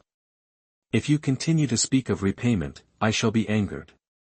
Adrian Royce feigned annoyance. Seeing his reaction, Cara Lance said, if your highness insists, I shall not mention it again. She paused, then continued, the relationship between your highness and Lord Grey, like father and son, is truly enviable. A warmth spread through Adrian Royce's heart, a hint of a smile touching his usually cold eyes. Indeed, I have been frail since childhood, and it was Lord Grey who always cared for me. One winter, I suffered from a persistent high fever. He wore only a thin layer of clothing and lay upon the snow to cool his body, then held me to lower my fever, repeating this for an entire day and night until the fever finally broke. I never knew such a story existed between you two. It's truly admirable. How many people in this world can find someone willing to sacrifice sleep and food for them? Hearing Adrian Royce's story, a warmth filled Cara Lance's heart, tinged with envy. There was indeed much good in the world, but she had never encountered it, and a sense of loss settled within her. You will also find such a person. The flicker of loss in Cara Lance's eyes did not escape Adrian Royce's notice, and he offered gentle comfort. My fortune is not so great. I fear I do not have such a blessing. Cara Lance gave a wry smile. Her heart had grown so callous, how could she possibly encounter such goodness? Even if she did, it wouldn't belong to her. The next day, Cara Lance rose very early, wanting to return quickly lest Ivy Lance worry. After breakfast and bidding farewell to Lord Grey, Cara Lance, accompanied by Autumn Snow and the two ruffians, returned to Lance Manor. At Lance Manor, Helena Lance, still unaware of Cara Lance's ordeal, was consumed with anxiety. She reassured herself that perhaps news traveled slowly, especially on that rarely used road. She would simply wait, and wait some more. That morning, Helena Lance had breakfast with Sophia Lincoln and Elliot Lance. The previous night, after more than a month of sleeping alone, Sophia Lincoln finally found an opportunity to lure Elliot Lance back to her chambers, reclaiming his affections. Sophia Lincoln, radiant and captivating, dispelled all gloom with her vibrant spirit. Her cheerful mood persisted throughout the morning as she graciously served Elliot Lance and Helena Lance, a smile never leaving her face. As they dined, the steward entered, announcing Cara Lance's return. The news struck Helena Lance like a thunderbolt, causing her chopsticks to clatter to the floor. Elliot Lance, having spent the night at the eastern courtyard, was unaware of Cara Lance's absence. Abruptly ceasing his meal, he hastened towards the west wing, leaving Sophia Lincoln and her daughter in stunned silence. Chapter 29, Drag out and beat to death. Despite the coachman's return to Lance Manor the previous afternoon, informing Ivy Lance of Cara Lance's unavoidable delay, Ivy Lance remained restless throughout the night. Anxious and without appetite, she paced restlessly, a handkerchief clutched tightly in her hand as she awaited news of Cara Lance. As she paced, the steward entered, announcing, "Madam, the eldest miss has returned." Ivy Lance, relieved, hurried out to greet her daughter. Nearing the west wing's entrance, she saw Cara Lance and Autumn Snow approaching, accompanied by two bound figures in black. Upon seeing her mother, Cara Lance rushed forward, embracing Ivy Lance tightly. Tears streamed down her face, unchecked. Ivy Lance, bewildered, gently stroked her daughter's back, wiping away her tears. "What is it, child? What has happened? Tell your mother, I will seek justice for you," Ivy Lance soothed, her voice filled with concern. The coachman had merely mentioned a delay, offering no specifics. Kara Lance's distress filled Ivy Lance with unease. Elliot Lance, arriving from the eastern courtyard, witnessed Kara Lance's tearful embrace with Ivy Lance. Confused, he looked questioningly at his wife. "What's wrong, Kara?" Elliot Lance inquired gently, approaching them. Kara Lance offered no reply, her continued sobs intensifying her parents' worry. "Let's return to the room and allow Kara to compose herself," Ivy Lance suggested, her brow furrowed with concern. "Kara, what happened? Tell us, and we will ensure justice is served. Whoever dared to harm you will face our wrath," Elliot Lance declared, his voice filled with anger as he sat upon the bed. "Father, let it go," Kara Lance finally spoke, her sobs subsiding, her gaze towards Elliot Lance a mixture of complexity and helplessness. Unable to contain herself any longer, Autumn Snow fell to her knees. "Master, Madam, the eldest miss is too kind," unwilling to reveal the truth. "Everyone in Lance Manor knows how well she gets along with her sisters." "Autumn Snow!" Kara Lance snapped, attempting to silence her maid. "Eldest miss, do not hesitate. I cannot bear to see you suffer such injustice," Autumn Snow insisted, undeterred. "Yesterday afternoon, as we journeyed home, we were ambushed by masked assailants. They sought not riches, but your life. Had the 14th prince not intervened, Master and Madam might never have seen you again." Both Elliot Lance and Ivy Lance, astonished, stared wide-eyed at Autumn Snow. Autumn Snow, her anger escalating, continued, "If Master and Madam disbelieve me, you can inquire with the 14th prince, who sustained injuries while rescuing the young Mississippi." Unable to bear it any longer, Elliot Lance roared, "Have you discovered the mastermind?" Slamming the table, Ivy Lance, equally agitated, demanded, "Yes, who was it? How could they be so heartless?" Kara Lance, her voice choked with grief and resentment, pleaded, "Father, please don't ask any more," further fueling Elliot Lance's fury. He had wronged Ivy Lance and her daughter for far too long. From now on, he would never allow them to suffer any further injustice. Autumn Snow, kneeling upright, declared loudly, "Young miss. She treated you so cruelly, yet you shield her." Although a servant, her tone, while disrespectful, clearly conveyed her fierce loyalty to her mistress. "Master, Madam, the 14th prince apprehended the villains, capturing 2 and bringing them to Leonard Gray's Lingdu mountain retreat. Under interrogation by Leonard Gray and the 14th prince, they confessed the mastermind, but, this person." Autumn Snow's voice tightened with indignation. Elliot Lance's brow furrowed. "Who?" he asked. A strange silence descended upon the room, so profound that the drop of a pin could seemingly be heard. Filled with resentment, Autumn Snow revealed, it was second Miss Helena." Elliot Lance's face contorted with rage, veins bulging. "That wretched child. If Master doubts this, question the 2 villains yourselves. If the maid hadn't threatened suicide, young Miss would have released them. Such kindness, so undeservedly misplaced." Incredulity painted Ivy Lance's face. "What? Is there a mistake? Kara and Helena have been close since childhood. How could this be?" Elliot Lance's bellow shook the room. "Silence. Steward, bring those villains here. And summon that ungrateful wretch and her conniving mother. I'll see what they have to say." No one dared breathe, fearing his wrath. Outside, birds chirped merrily, while within, a heavy silence blanketed the room. Soon, the 2 captured villains were brought in. Bowing low, the 2 men addressed Elliot Lance, "We humbly greet the esteemed Prime Minister." Elliot Lance's face remained impassive. Rise. Who are you? The more refined-looking of the two replied, Your Excellency, we are guards from Leonard Grey's estate. Concerned for young Miss Lance's safety, Lord Grey dispatched us to escort these two villains here. Hearing they were from the Grey estate, Elliot Lance's expression softened. Lord Grey honors my daughter with his concern. A member of the Lance family shall personally ascend the mountain to express our gratitude. Lord Grey requires no thanks, the guard replied. Having served Leonard Grey since childhood, he knew his lord disliked being disturbed by officials and thus declined on his behalf.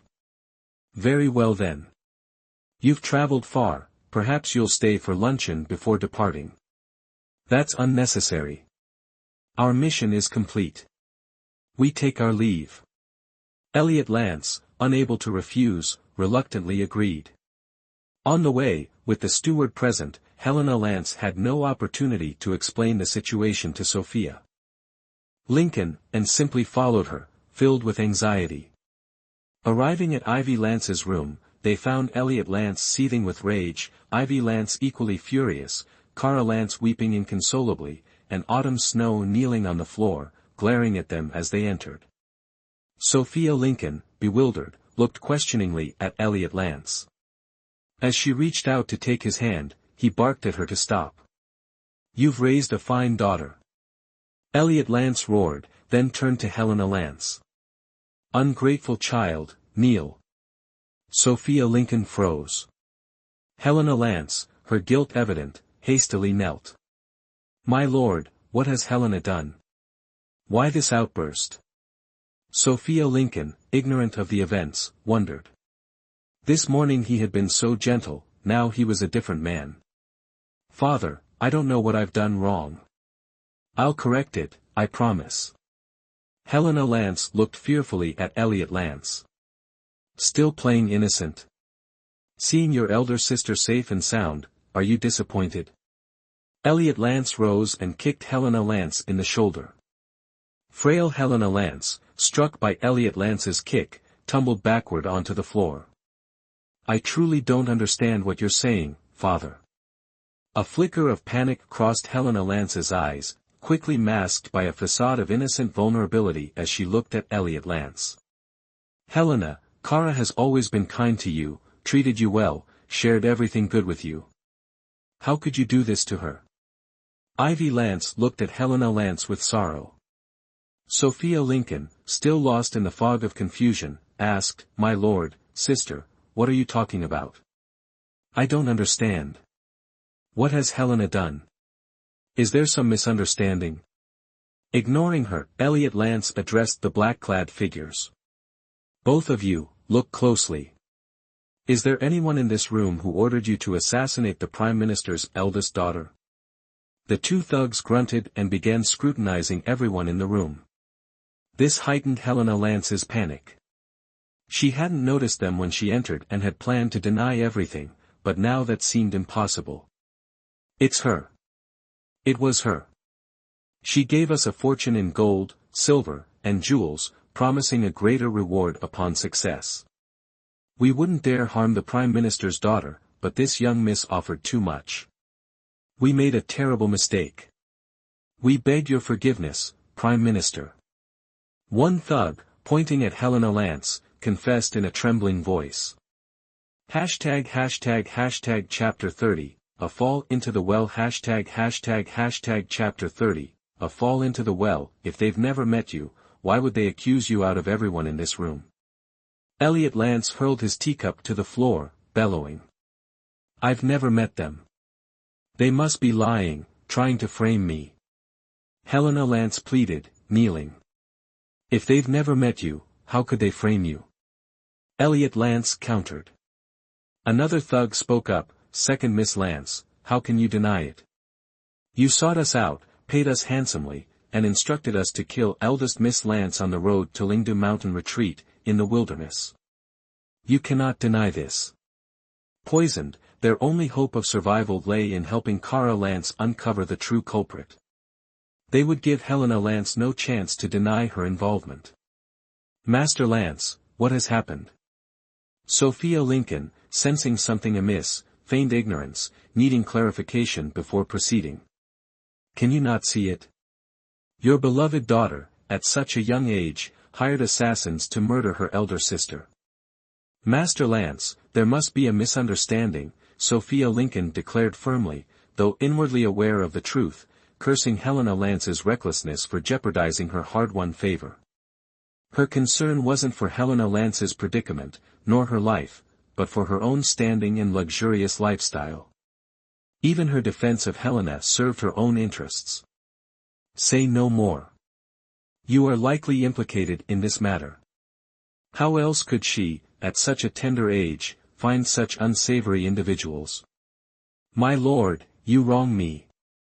I know nothing of this, Sophia Lincoln hastily denied. With the evidence stacked against her, she knew Elliot Lance had already reached a conclusion. Further arguments would be futile, potentially implicating her as well. Self-preservation was paramount, she would bide her time and plot her resurgence. Helena Lance, kneeling, felt a chill as her mother's self-preservation in her time of need sparked a venomous glint in her eyes. Sophia Lincoln remained oblivious to the resentment her callousness had sown in her daughter's heart, a resentment that would one day lead to her lifelong regret. Helena, you have deeply disappointed me. I treated you as my own daughter from a young age, Ivy Lance said, her voice filled with disappointment, believing she had always shown Helena kindness. Father, mother, I am truly wronged. Please, you must believe me. Helena Lance cried, crawling to Elliot and Ivy Lance, clutching their sleeves. Turning, she pleaded, Sister, please believe me. Cara Lance inwardly scoffed at Helena's theatrics, deciding to play along. Feigning disappointment, she said, I want to believe you, sister, but seize this wretch and drag her out. Execute her. Elliot Lance roared, flinging Helena Lance aside. My lord. Sophia Lincoln shrieked. I beg you, spare Helena. She is your daughter. When she ordered her elder sister's murder, did she consider that they were blood kin? Elliot Lance thundered, his heart heavy, yet convinced that such malice must be eradicated. Elder sister, please, plead with the master, Sophia Lincoln implored Ivy Lance, knowing her soft heart would likely intercede for Helena. Sophia Lincoln's suspicions were correct. Upon hearing Elliot Lance's intent to execute Helena Lance, Ivy Lance felt a pang of reluctance and pleaded, My lord, perhaps. Do not attempt to dissuade me, Elliot Lance interrupted, cutting off Ivy Lance before she could finish. Ivy Lance fell silent, understanding her husband's resolute nature. Once he made a decision, it was rarely altered. Father, surely sister acted in a moment of folly. Please, spare her life. Just as the servants prepared to drag Helena Lance away, Cara Lance, who had remained silent until then, spoke to Elliot Lance. Her plea wasn't born of genuine compassion. She didn't want Helena Lance to die so easily. Cara intended to inflict a slow, agonizing torment, a fate far worse than death. Her words stunned everyone in the room. Cara, she clearly intended to have you killed. Why would you plead for her? Elliot Lance asked his daughter gently. She is still my sister. We grew up together. I truly cannot bear to see her die. Please, father, spare her, Cara Lance said, her head bowed. Very well, since you insist. Confine her to her quarters. She is to copy Buddhist scriptures and remain there until she repents, Elliot Lance said, looking at Helena Lance with disappointment. For over a decade, his affection for Sophia Lincoln had extended to Helena Lance. Now, witnessing her actions, he felt both heartache and anger.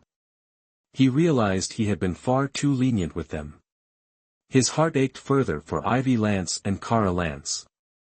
Their inherent kindness deepened his love for them. After Sophia Lincoln and Helena Lance withdrew, Elliot Lance ordered the thugs who had attacked Cara to be beaten to death. They had hoped for mercy, but Elliot Lance valued his daughters' lives above all else. Upon returning to the eastern courtyard, Sophia Lincoln and Helena Lance dismissed their attendants. Slap. A resounding blow landed on Helena Lance's face, leaving a vivid red mark on her delicate cheek. "Mother!" Helena Lance cried, cradling her stinging cheek.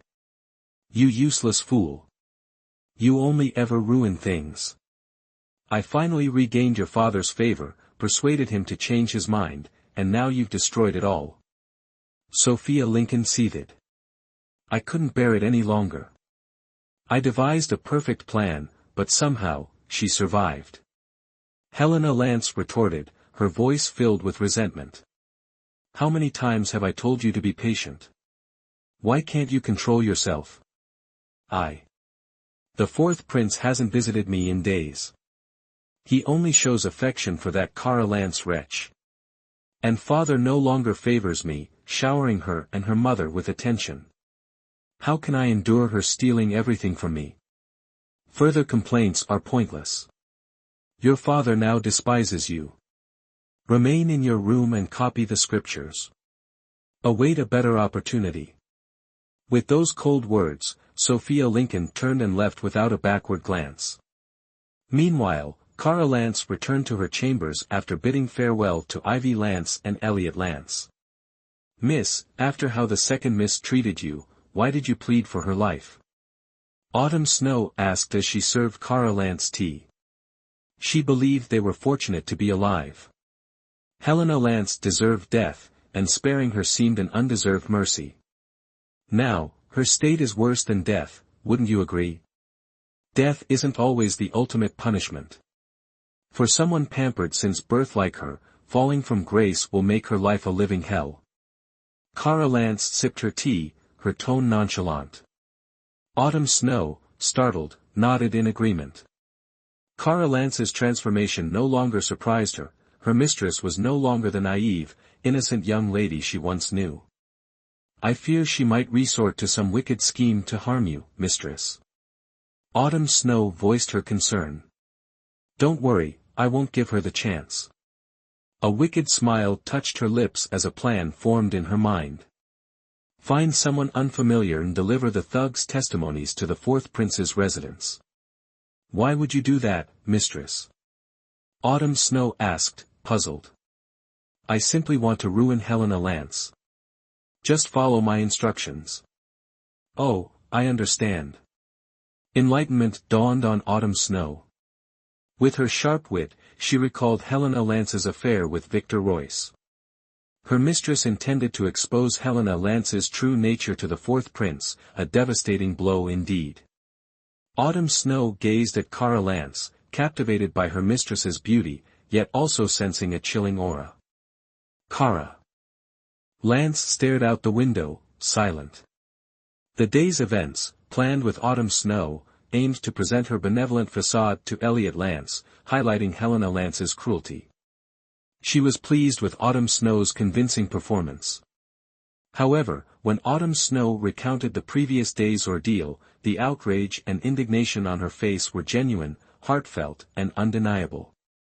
In his manners study, Victor Royce was attending to official duties when a servant presented him with a letter. His face paled as he read the letter's contents. Abandoning his work, he hastily departed for Lance Manor with his attendants. Firstly, he wanted to ascertain Kara Lance's well-being. Secondly, he intended to warn Helena Lance against harming his woman. Helena Lance was oblivious to the impending doom. Chapter 31, wedding her soon after the midday meal, Kara Lance and Autumn Snow settled beneath a plum tree in the west garden, each engrossed in their embroidery. Spring had arrived, the plum blossoms had faded, replaced by vibrant green shoots.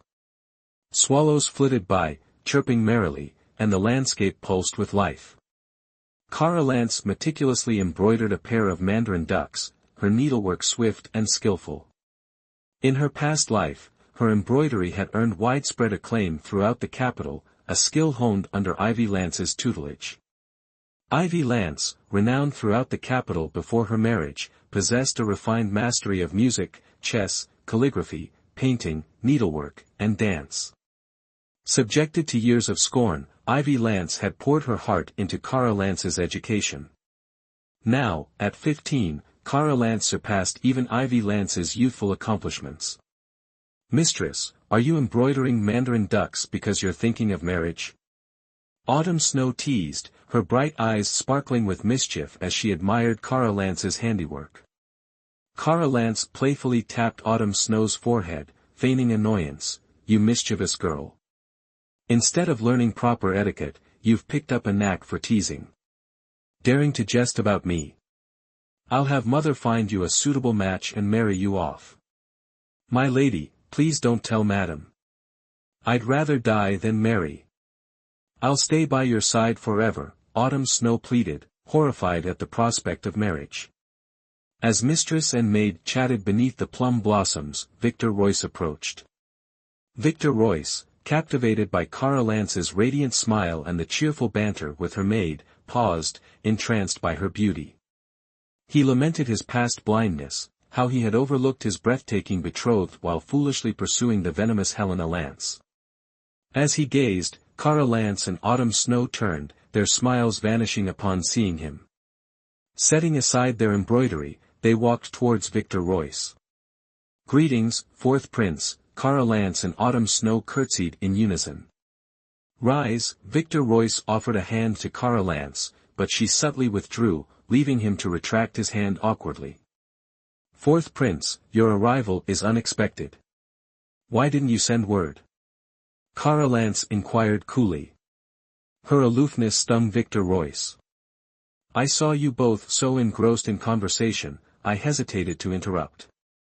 He picked up Kara Lance's unfinished embroidery of mandarin ducks playing in water. "Kara, your embroidery is as exquisite as ever." Kara Lance lowered her head modestly. "Fourth prince flatters me. My skills are rudimentary, merely a pastime. They hardly deserve such praise." "You are too humble, Kara. I heard about the assassination attempt on your return from Lingdu Mountain Retreat.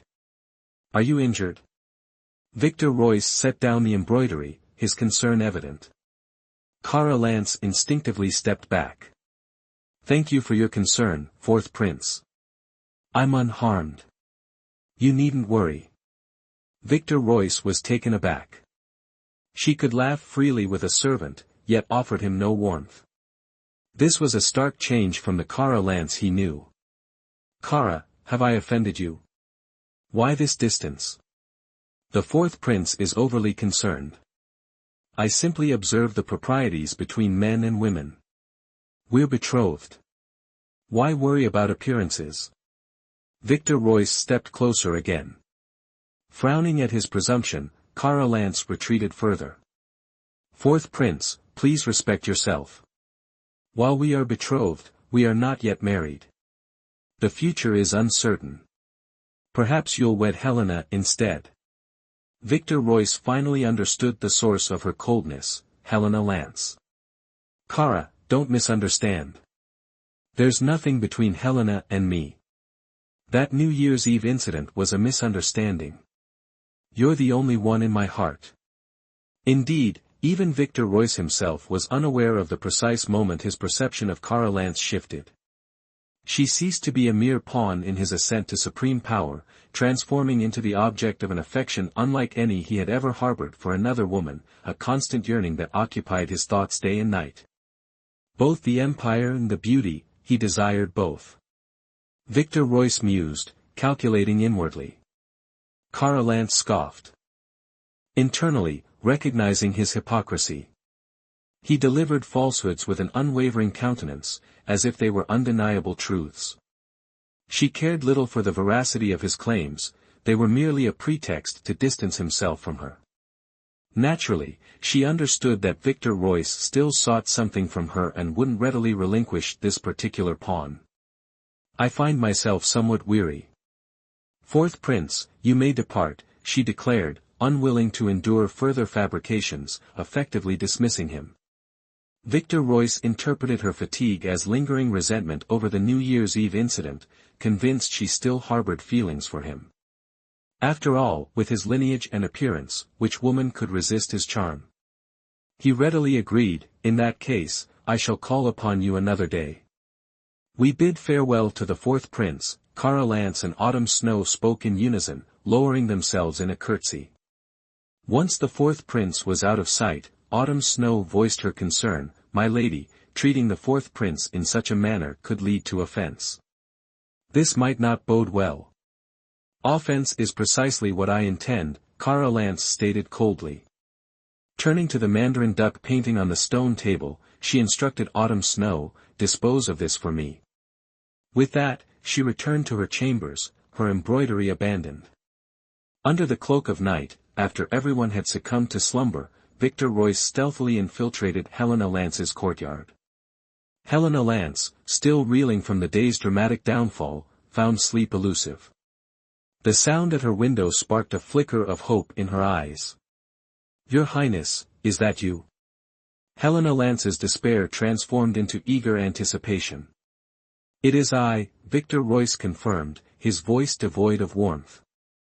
Oblivious to the coldness and anger in his tone, Helena Lance rushed towards him, throwing herself into his arms. Victor Royce, repulsed, abruptly pushed her away. Helena Lance, stunned and bewildered, looked at him with an aggrieved expression. "What is it, Your Highness? You haven't visited Helena in so long. I've missed you terribly." Tears welled in her eyes.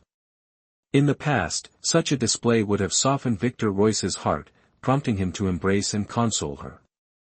This time, however, her tactics failed. Ignoring her feigned distress, Victor Royce demanded, "Why did you send assassins after Kara?" I didn't," Helena Lance stammered, her guilt evident. Unconvinced, Victor Royce produced the confession he had received. "The evidence is irrefutable. Do you still deny it?" Helena Lance's heart plummeted at the sight of the document. Knowing further denial was futile, she confessed, "Even if I did, what does it matter? She's unharmed, isn't she? And you haven't visited me once despite the countless invitations I sent. Yet, you come to interrogate me because of that harlot. Have you forgotten all our cherished moments, all the vows we exchanged?" Victor Royce, with a slightly uneasy expression, said, "I've been very busy lately. Moreover, on New Year's Eve, with so many people seeing you and me alone together, I was also trying to avoid suspicion." "Is that so? Then why are you free today?" Helena Lance asked, half believing, half doubting. For some reason, she always felt like she couldn't quite grasp this man before her, like she was slowly losing him. "I heard you had encountered some trouble and was worried about you, so I dropped everything to come see you." Victor Royce avoided Helena Lance's gaze, feeling guilty as he spoke. After all, they had been together, that much was true. But thinking of Kara Lance, he resolutely said, "This time, I won't hold it against you, but if there's a next time, don't blame me for being unkind." "What's this? Now you're so concerned about her safety?" Helena Lance said coldly. "You should know, she has something I need. I hope it's as you say. You and I are in the same boat. If you don't let me live in peace, I certainly won't let you live in peace either." A sinister glint flashed in Helena Lance's eyes as she spoke coldly. Hearing this, Victor Royce felt a chill run down his spine, his hands clenching into fists. It seemed he had to marry Kara Lance sooner rather than later. This woman before him was indeed ruthless, heartless, and treacherous. Though he thought this in his heart, he still smiled and embraced her waist, trying to appease her first. He was determined not to let her cause any more trouble. "What are you saying? You've always been the only one in my heart. You know that," he said. Only then was Helena Lance reassured. She wrapped her arms around Victor Royce's neck and said, "That's good. I've already given myself to you. You can't abandon me." Her voice was charming and seductive, captivating and enchanting.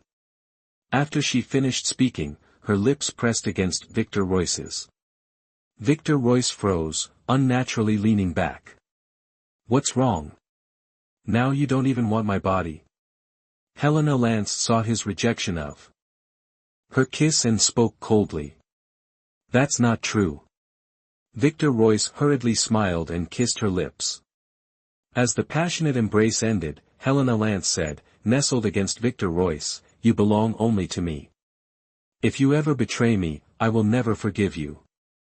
Hearing this, Victor Royce felt a sudden chill, wishing he could immediately push the person in his arms away. Chapter 32, The Old Madam's Return. In a blink of an eye, it was March. The weather had gradually warmed, spring had returned to the land, all creatures were revived, and hundreds of flowers bloomed, incredibly beautiful. This past month had been very peaceful, but often, the calmer the sea, the more it concealed furious storms and raging tempests. Elliot Lance spent his free time by Ivy Lance's side. Sometimes, he would visit Vivian Langston, who was 7 months pregnant, but he never set foot in Sophia Lincoln's East Pavilion. Except for encountering Elliot Lance in public places, Sophia Lincoln couldn't even catch a glimpse of him at other times. The people in the mansion all fawned over the powerful, gradually neglecting Sophia Lincoln and her daughter. Their daily necessities and 3 meals a day began to be neglected. Despite Ivy Lance's instructions, Sophia Lincoln and her daughter had previously oppressed Ivy Lance to the point of making her life miserable, causing her to suffer much resentment. Now that Sophia Lincoln had fallen out of favor, the servants, who were loyal to Ivy Lance, naturally seized the opportunity to subtly take revenge for her, making Sophia Lincoln and Helena Lance suffer in silence. Throughout this time, Cara Lance has discreetly searched for the 2 artifacts for Tristan Royce, but without any progress. Today, the entire family dined together. Early in the morning, Cara Lance and Ivy Lance were already present in the Great Hall, as were Sophia Lincoln and Vivian Langston. Halfway through the meal, Elliot Lance set down his chopsticks and announced, "Yesterday, I received a letter from Mother. She will return to the estate in a few days. The old madam has been in spiritual retreat at a temple outside the capital and rarely returns to the estate. It is unknown why she wishes to return now." Upon hearing this, Ivy Lance's chopsticks froze mid-air, a vague fear rising from the depths of her heart. The old madam never approved of Ivy Lance as a daughter-in-law, but unable to defy the old master, she reluctantly allowed Ivy Lance to enter the family. Furthermore, Ivy Lance's inability to bear a son further fueled the old madam's dislike, leading to subtle acts of torment. Once, the old madam accused Ivy Lance of intentionally serving scalding tea to burn her, punishing her by making her kneel under the scorching sun for 3 hours. In truth, the tea was not excessively hot, it was merely a pretext to torment Ivy Lance. At that time, Elliot Lance showed no concern for her and did not intercede. Ivy Lance had no choice but to kneel. The midday sun was so intense that she fainted from heatstroke, only then did the old madam relent. After that incident, Ivy Lance fell ill, and the old madam even reproached her for being frail. Cara Lance reacted calmly. She was not close to the old madam but worried that her mother would suffer further injustice. She resolved to find a way to change the old madam's attitude towards Ivy Lance. This news brought the greatest joy to Sophia Lincoln and Vivian Langston. Sophia Lincoln had always been favored by the old madam, and with Helena Lance's sweet words and flattery, the old madam cherished both mother and daughter dearly. Sophia Lincoln knew that the opportunity to turn the tables had finally arrived. Helena Lance could be released from confinement. As long as Helena performed well, she would surely regain the old madam's favor. Vivian Langston was a relative of the old madam's family. Previously, seeing that Elliot Lance had few concubines, the old madam sought a woman from her own family for him. She was fond of Vivian Langston and had always desired to replace Ivy Lance as the primary wife. Although Sophia Lincoln, her favored rival of over a decade, was no longer a threat, a new, more formidable rival had emerged. Despite her pregnancy, she had yet to gain Elliot Lance's full regard. Now that the old madam was returning, Elliot Lance, being a filial son, would undoubtedly obey her and spend considerable time by her side. Is that so? Then, after breakfast, I shall have the servants clean the old madam's courtyard inside and out. Although it is regularly cleaned, it won't hurt to do it again. It is now spring, and the old madam has always been fond of marigolds. I shall have some purchased and displayed throughout the courtyard to fill it with vitality. I believe the old madam will be pleased. Ivy Lance, regaining her composure, spoke with a gentle smile, the picture of grace and virtue. Ivy, you are truly thoughtful and filial. I was unaware of such attentiveness. Elliot Lance, deeply touched by Ivy Lance's consideration, gazed at her with tender affection. At this moment, witnessing Elliot Lance's affectionate gaze towards Ivy Lance, Sophia Lincoln seethed with jealousy. Clenching her fists until her long nails nearly pierced her skin, she forced herself to suppress her rage. Shrinking back, she said with feigned trembling, "My lord, I am aware of my grave transgression in raising such an unruly daughter. Helena has been repentant these past days, diligently copying Buddhist scriptures. The old madam has always cherished Helena. If she were to learn of Helena's actions, she would be heartbroken. Perhaps, during the old madam's stay, Helena's confinement could be temporarily lifted, allowing her to attend to the old madam and demonstrate her filial piety as a form of atonement." Observing his aunt's earnest plea, Elliot Lance wavered slightly. Cara Lance smiled inwardly, recognizing her aunt's cunning manipulation of the situation.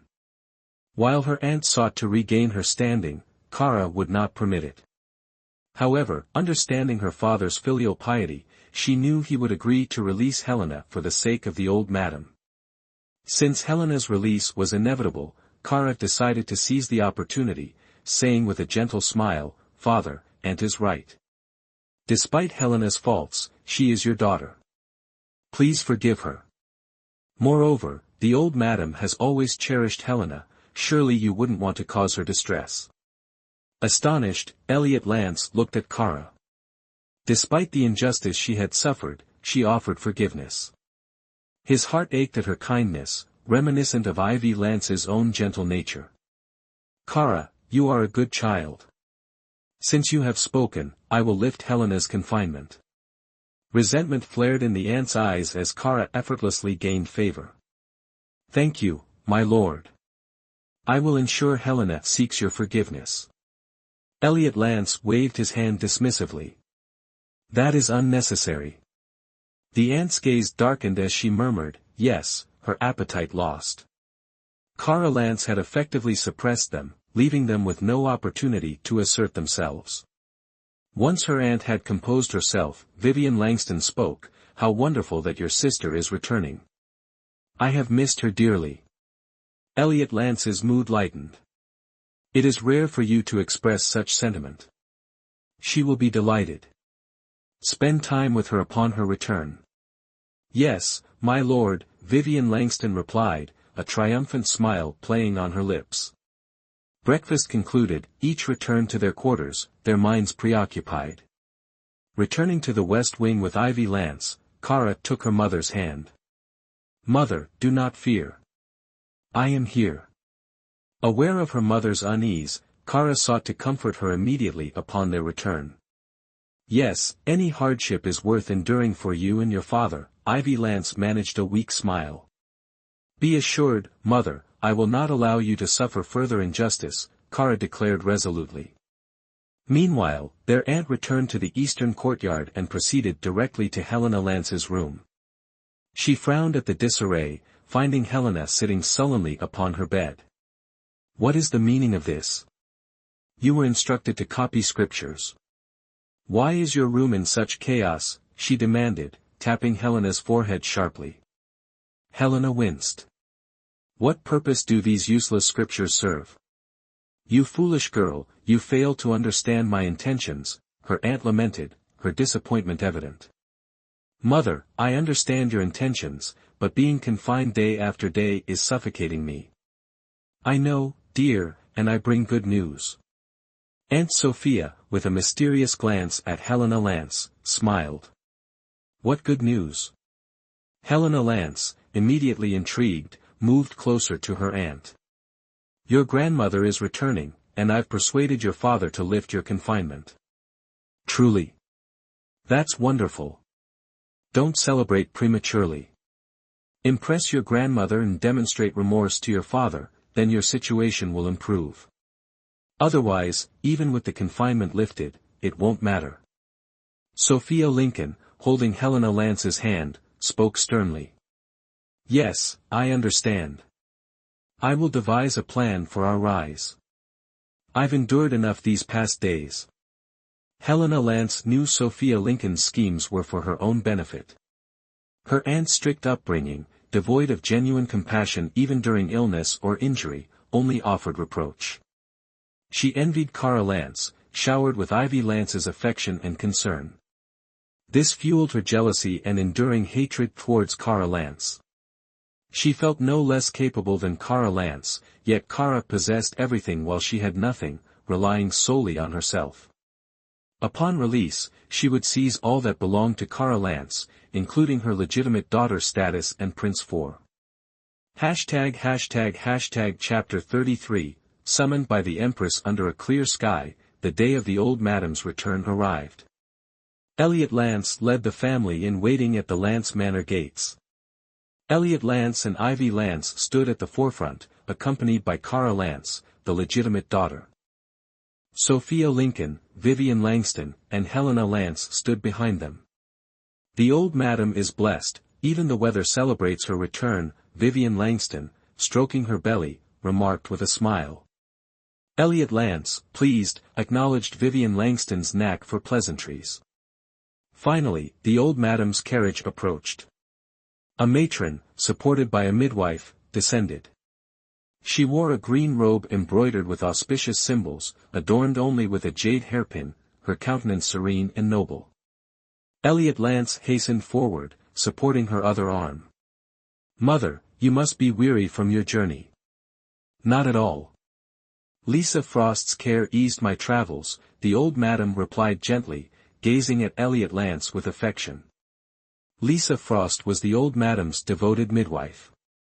Having served since childhood, even after marriage and widowhood, Lisa Frost remained dedicated to the old madam. Lisa Frost has always been held in high regard by Mother. Elliot Lance responded respectfully. At the manor's entrance, the women curtsied. Daughter-in-law/granddaughter greets mother/grandmother upon your return. The old matriarch extended her hand and proclaimed, Rise, all of you. We are family, there's no need for such formalities. Expressing their gratitude, everyone rose in turn. Mother, the south courtyard has been prepared for you. You must be weary from your journey. Please retire to your chambers and rest. Ivy Lance stepped forward, addressing the old matriarch with a gentle smile. Observing Ivy Lance addressing her, the old matriarch's countenance clouded with displeasure. Very well, she responded curtly. Once the old matriarch had concluded her repose, the hour for the midday meal arrived.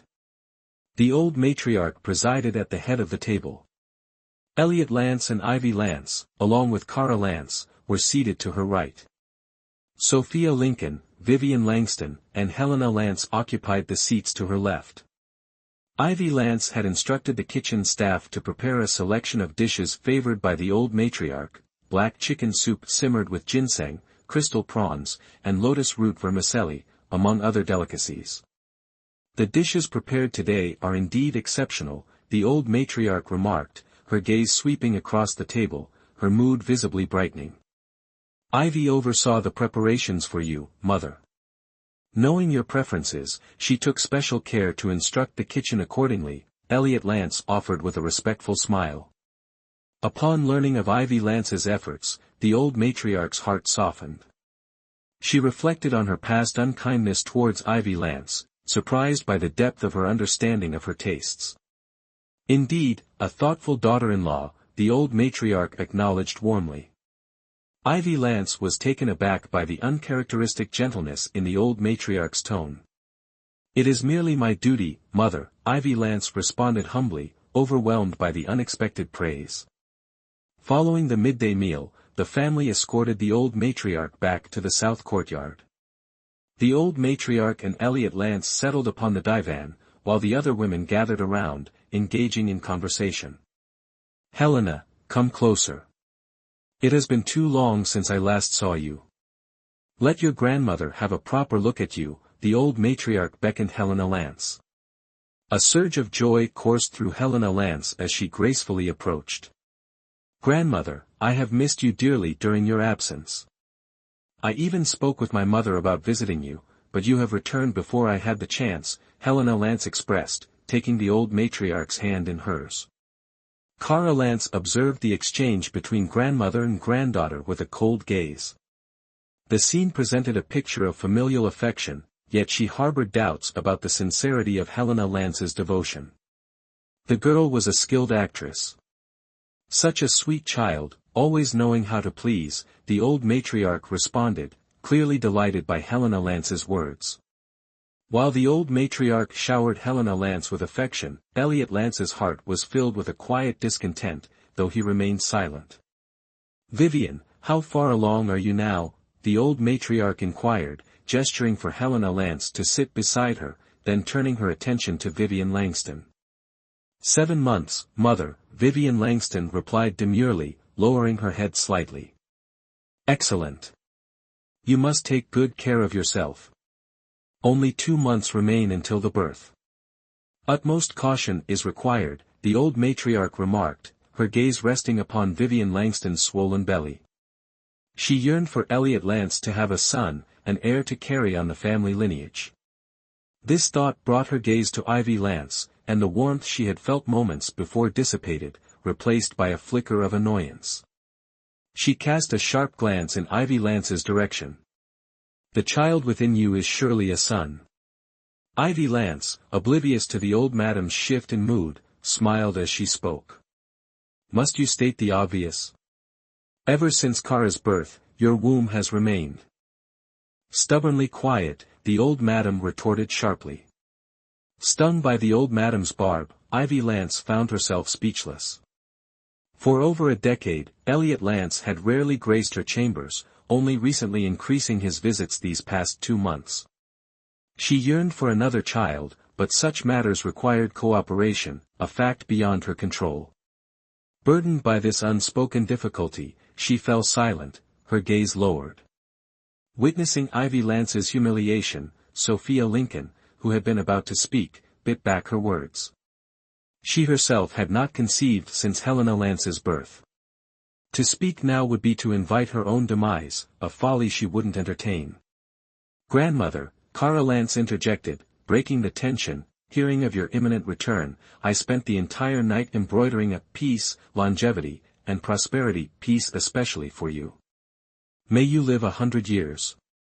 With these words, Autumn Snow presented a brocade box to Lisa Frost. Lisa Frost opened the box and unfurled the embroidery. The 4 characters, peace, longevity, and prosperity, were stitched with bold strokes and exquisite precision.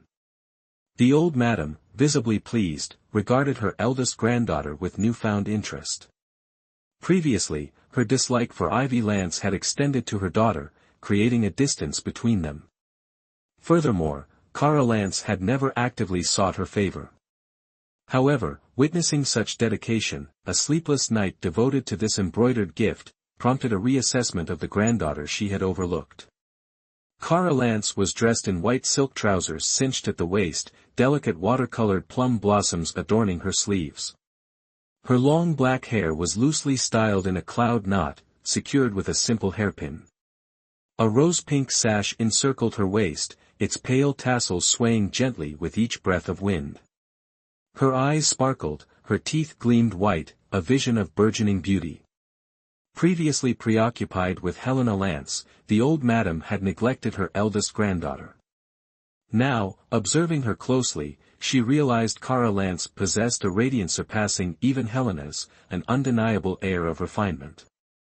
Kara, come closer, child, the old madam beckoned, well pleased. Yes, grandmother, Kara Lance replied softly, approaching with graceful steps, each movement as delicate as a blossoming lotus.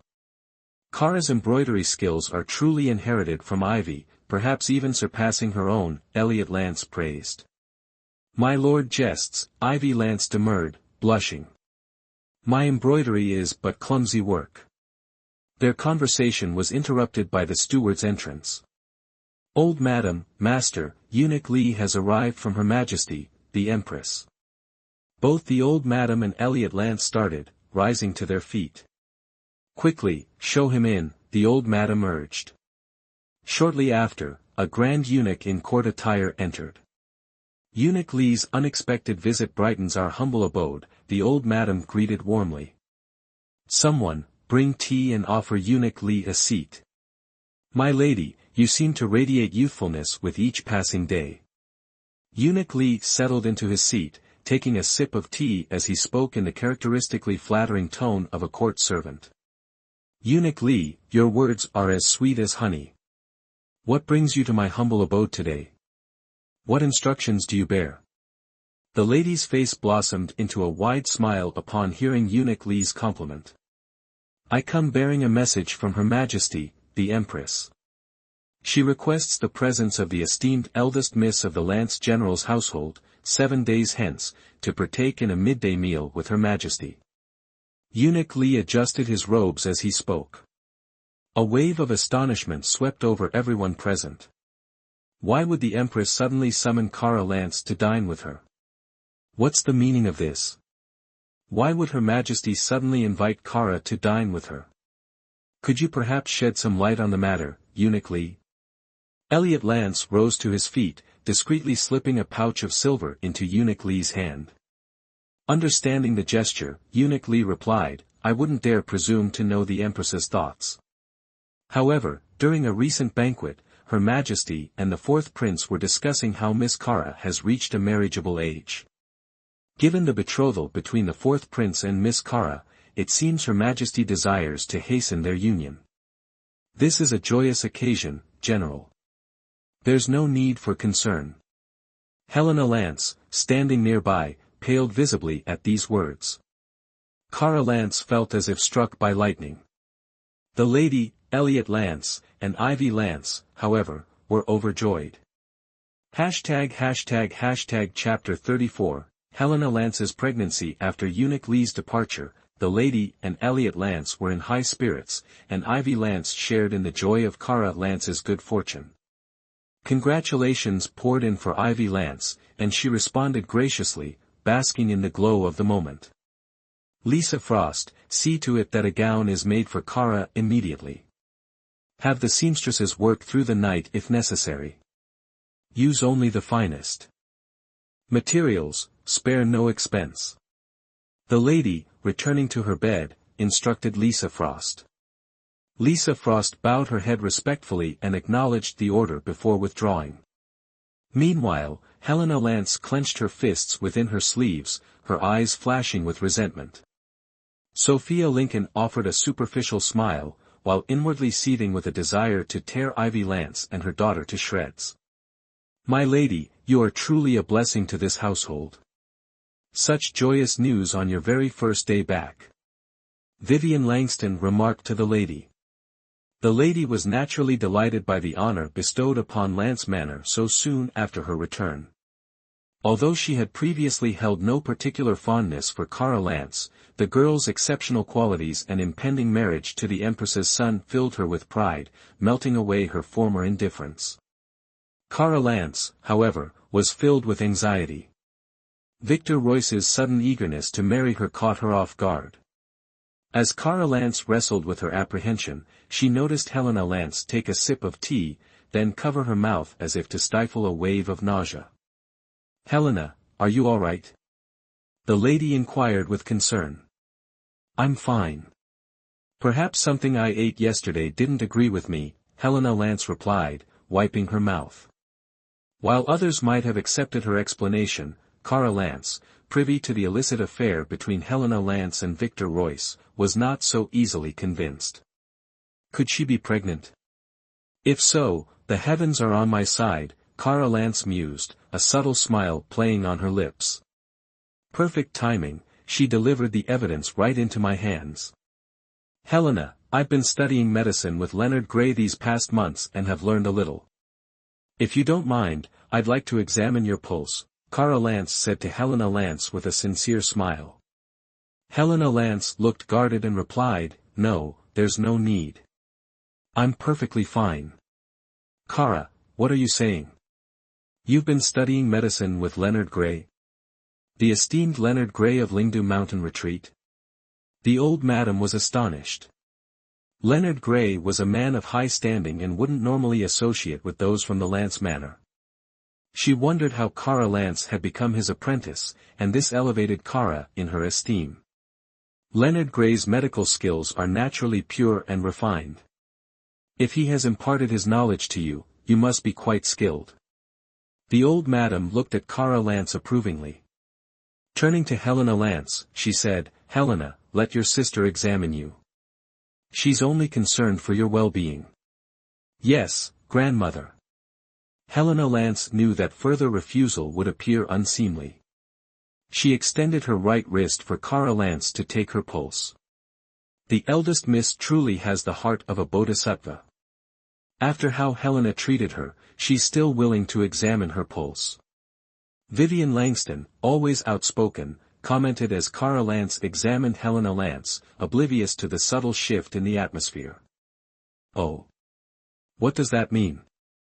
The old madam, unaware of Helena Lance's previous attempt to have Kara Lance killed, was puzzled. It's nothing, grandmother. Just a small misunderstanding between sisters, Elliot Lance quickly interjected. He didn't want his mother to know about the bloody and sordid rivalry. His gaze swept over Kara Lance and Helena Lance sitting opposite each other. Seeing Kara Lance's benevolent nature and willingness to let bygones be bygones, and contrasting it with Helena Lance's pettiness, he felt a surge of disgust towards Helena. Sophia Lincoln observed everything, her heart filled with resentment towards the troublesome Helena Lance. While the others were talking, Kara Lance confirmed that Helena Lance was indeed pregnant. In her past life, Helena Lance hadn't been pregnant before her marriage. This life, due to Kara's interventions, events were unfolding differently. She withdrew her hand from Helena Lance's wrist and sat there, feigning unease, remaining silent. Well? How is Helena? The old madam prompted, seeing Kara Lance's silence. Kara Lance hesitated, her expression troubled. The old madam's voice sharpened slightly. What? What is it? Tell me. Kara Lance's face became even more flustered. Perhaps I misread her pulse, whether you misread it or not, tell me what you found. The old madam's expression shifted. She had always doted on Helena Lance, and Kara Lance's hesitation worried her. Helena Lance, standing to the side, was also puzzled. Kara Lance's demeanor filled her with unease. Seeing the old madam's growing impatience, Kara Lance stammered, Sister, she seems to be, with child. And, it appears to be, over a month along. All those present were stunned. Vivian Langston, mid-sip of the specially prepared goat's milk, choked and coughed violently.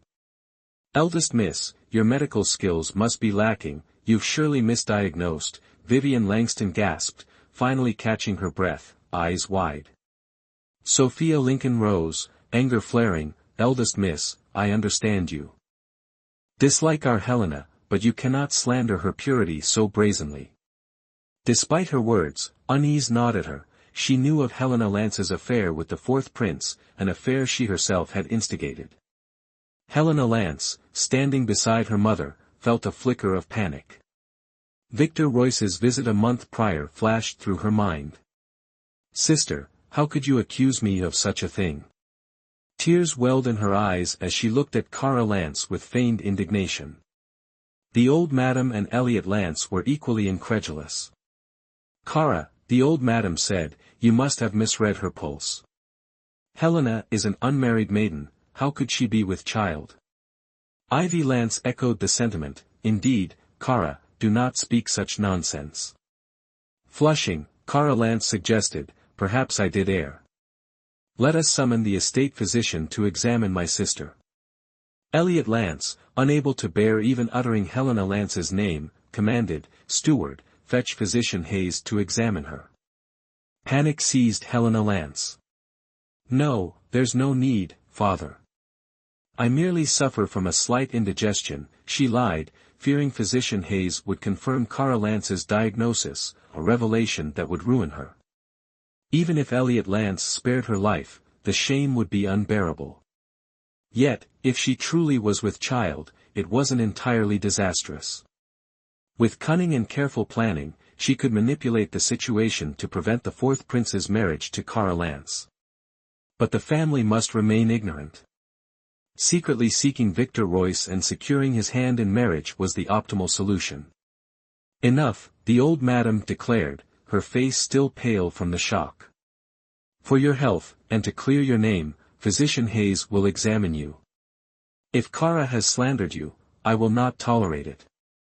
Concubine Shu, initially inclined to quell the disturbance, dared not object after the old madam's decree. Further resistance would only lend credence to Kara Lance's accusation. Kara Lance observed the ashen faces of concubine Shu and her daughter, a cold smile playing on her lips. The spectacle was about to begin. She relished the thought of their desperate attempts to salvage the situation. Vivian Langston, settling back with her goat's milk, watched with detached amusement, eager for the unfolding drama. Soon, the steward escorted Physician Hayes to the old madam's receiving room. Physician Hayes, a man nearing 50 with sharp, observant eyes, surveyed the room. He bowed respectfully. Greetings, old madam, master, madam. Enough formalities, the old madam dismissed, her anxiety overriding all else. Attend to second miss at once. She desperately hoped Kara Lance was mistaken. With a curt acknowledgement, Physician Hayes approached Helena Lance and took her pulse. A heavy silence descended upon the room as everyone awaited Physician Hayes's verdict. Releasing Helena Lance's wrist, Physician Hayes appeared uneasy, hesitating, as if struggling to speak. Well? The old madam inquired anxiously.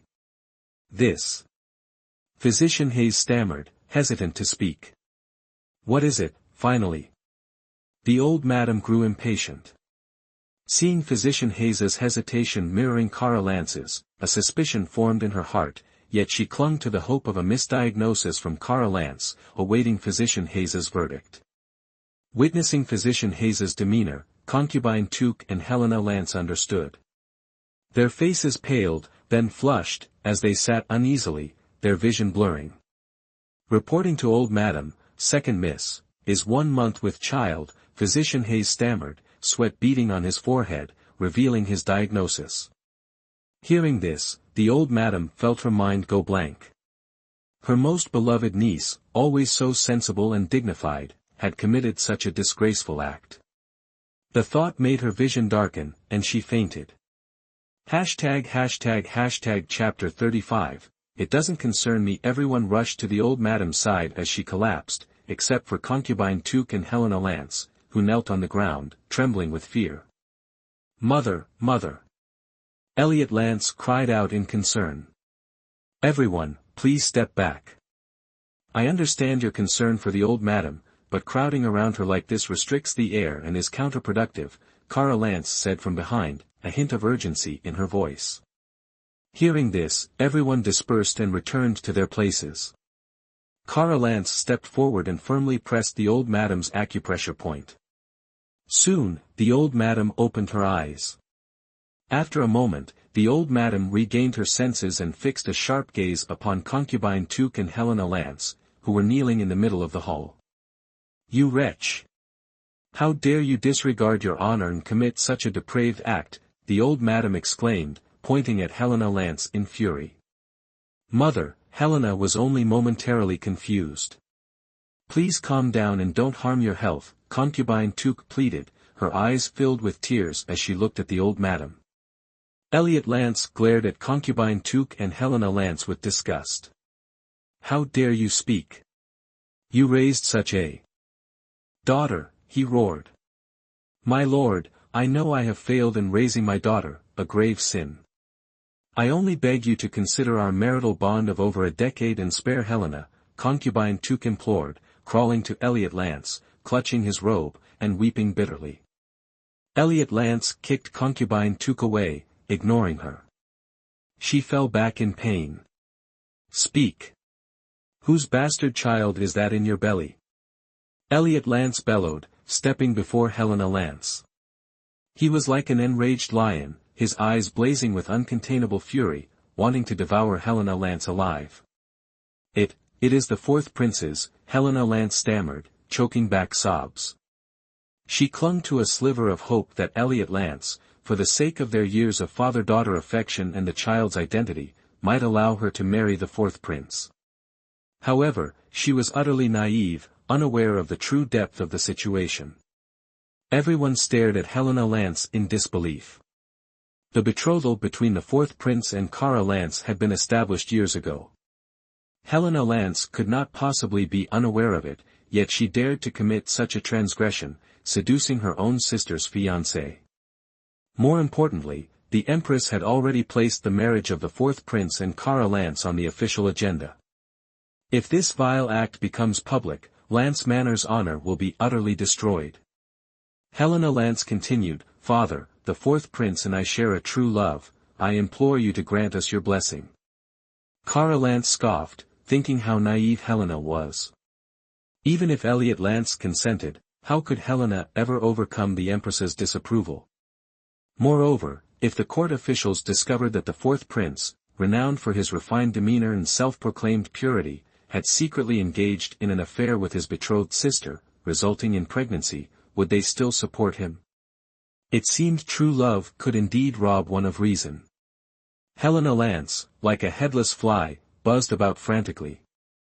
Ivy Lance, enraged by Helena's audacity, pointed at her and exclaimed, You venomous creature!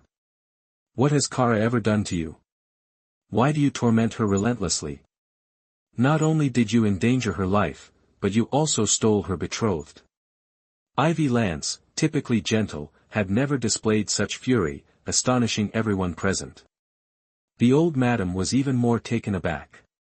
She now understood why Vivian Langston had earlier praised Kara Lance's kind heart. There were clearly matters she hadn't known. What did you say? Helena endangered Kara's life. Explain yourself. The old madam demanded, rising to her feet. Ivy Lance, realizing her outburst, froze, speechless. While she felt indignant for her daughter, she also feared upsetting the old madam. Vivian Langston, ever forthright, seized the opportunity to further condemn Sophia Lincoln. Old madam, we spared you this news out of concern for your health, as the master instructed. But it seems our silence has only emboldened the second Mississippi.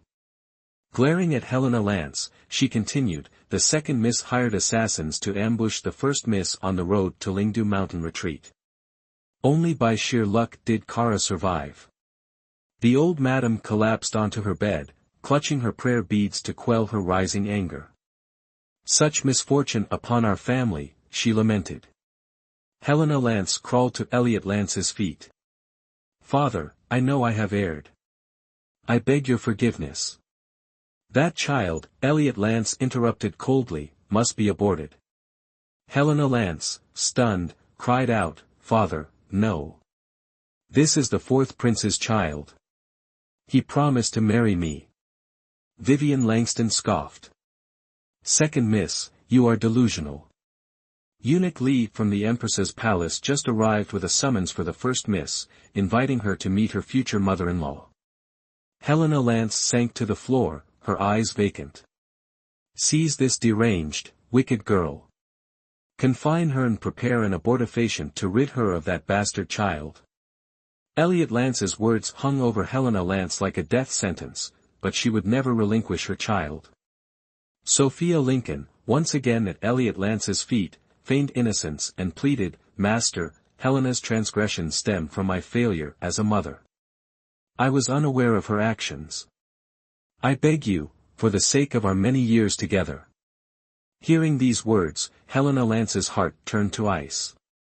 This was her mother, and in her most desperate hour, instead of pleading for her, she hastened to sever all ties.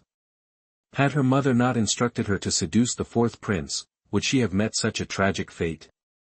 Sometimes, she truly envied Kara Lance, who possessed a mother's genuine love and protection. Her own mother, however, had merely regarded her as a pawn.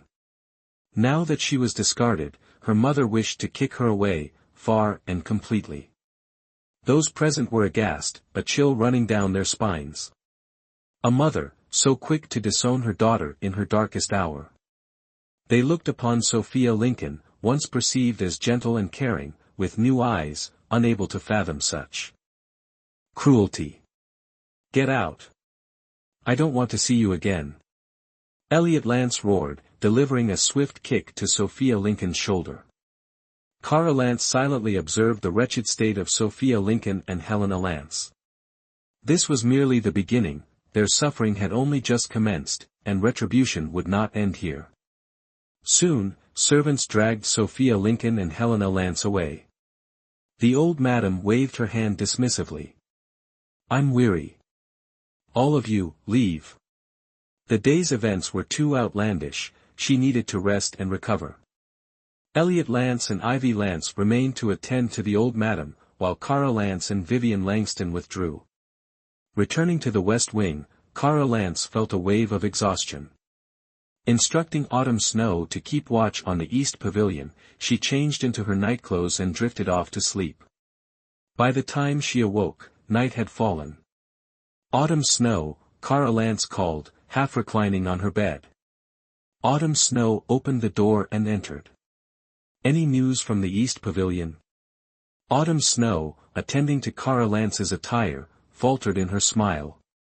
The master ordered an abortifacient for second miss, but she refused, threatening suicide and vowing to bear the child.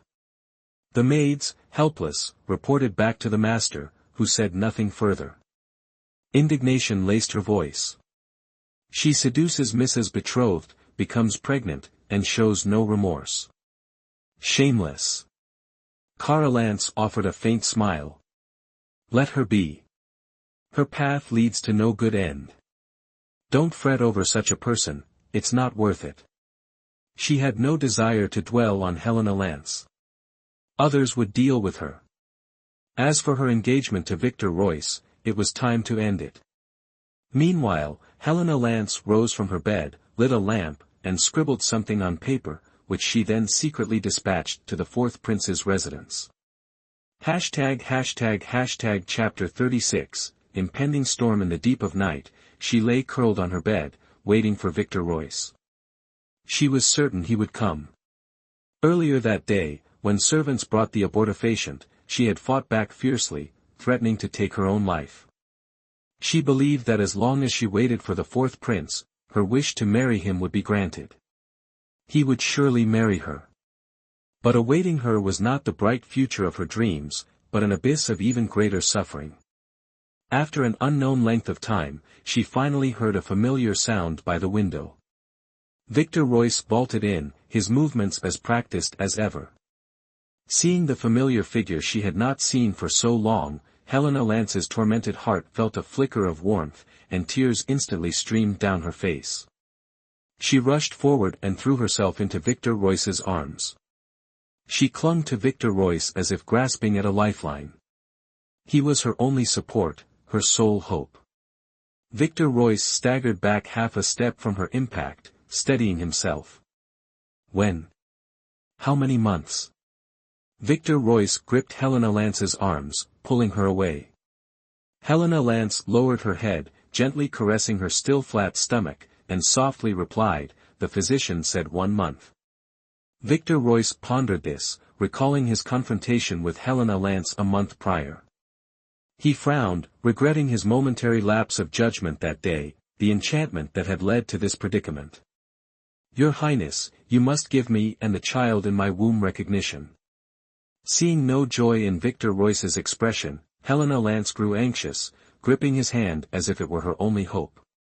Tonight, Victor Royce, clad in fine silk, his sharp features as captivating as ever, exuded an air of noble grace that held Helena Lance's gaze. Victor Royce disengaged his hand from Helena Lance's grasp. "This matter requires further consideration." Already on edge, Helena Lance was startled by his words. "What? Is what I heard today true? Are you truly going to marry that vile woman and abandon me? Have you forgotten? Marrying her is a necessary strategy, a matter of obligation. Victor Royce's patience wore thin, though he attempted to soothe her. Hearing Helena Lance call Kara Lance a vile woman irked him. But he couldn't afford to antagonize her now. Who knew what she might do? The consequences could be disastrous. What about me? What about the child I carry? This is your flesh and blood. Can you truly be so heartless? Helena Lance's brow furrowed, tears welling in her eyes as she tightened her grip on Victor Royce's hand.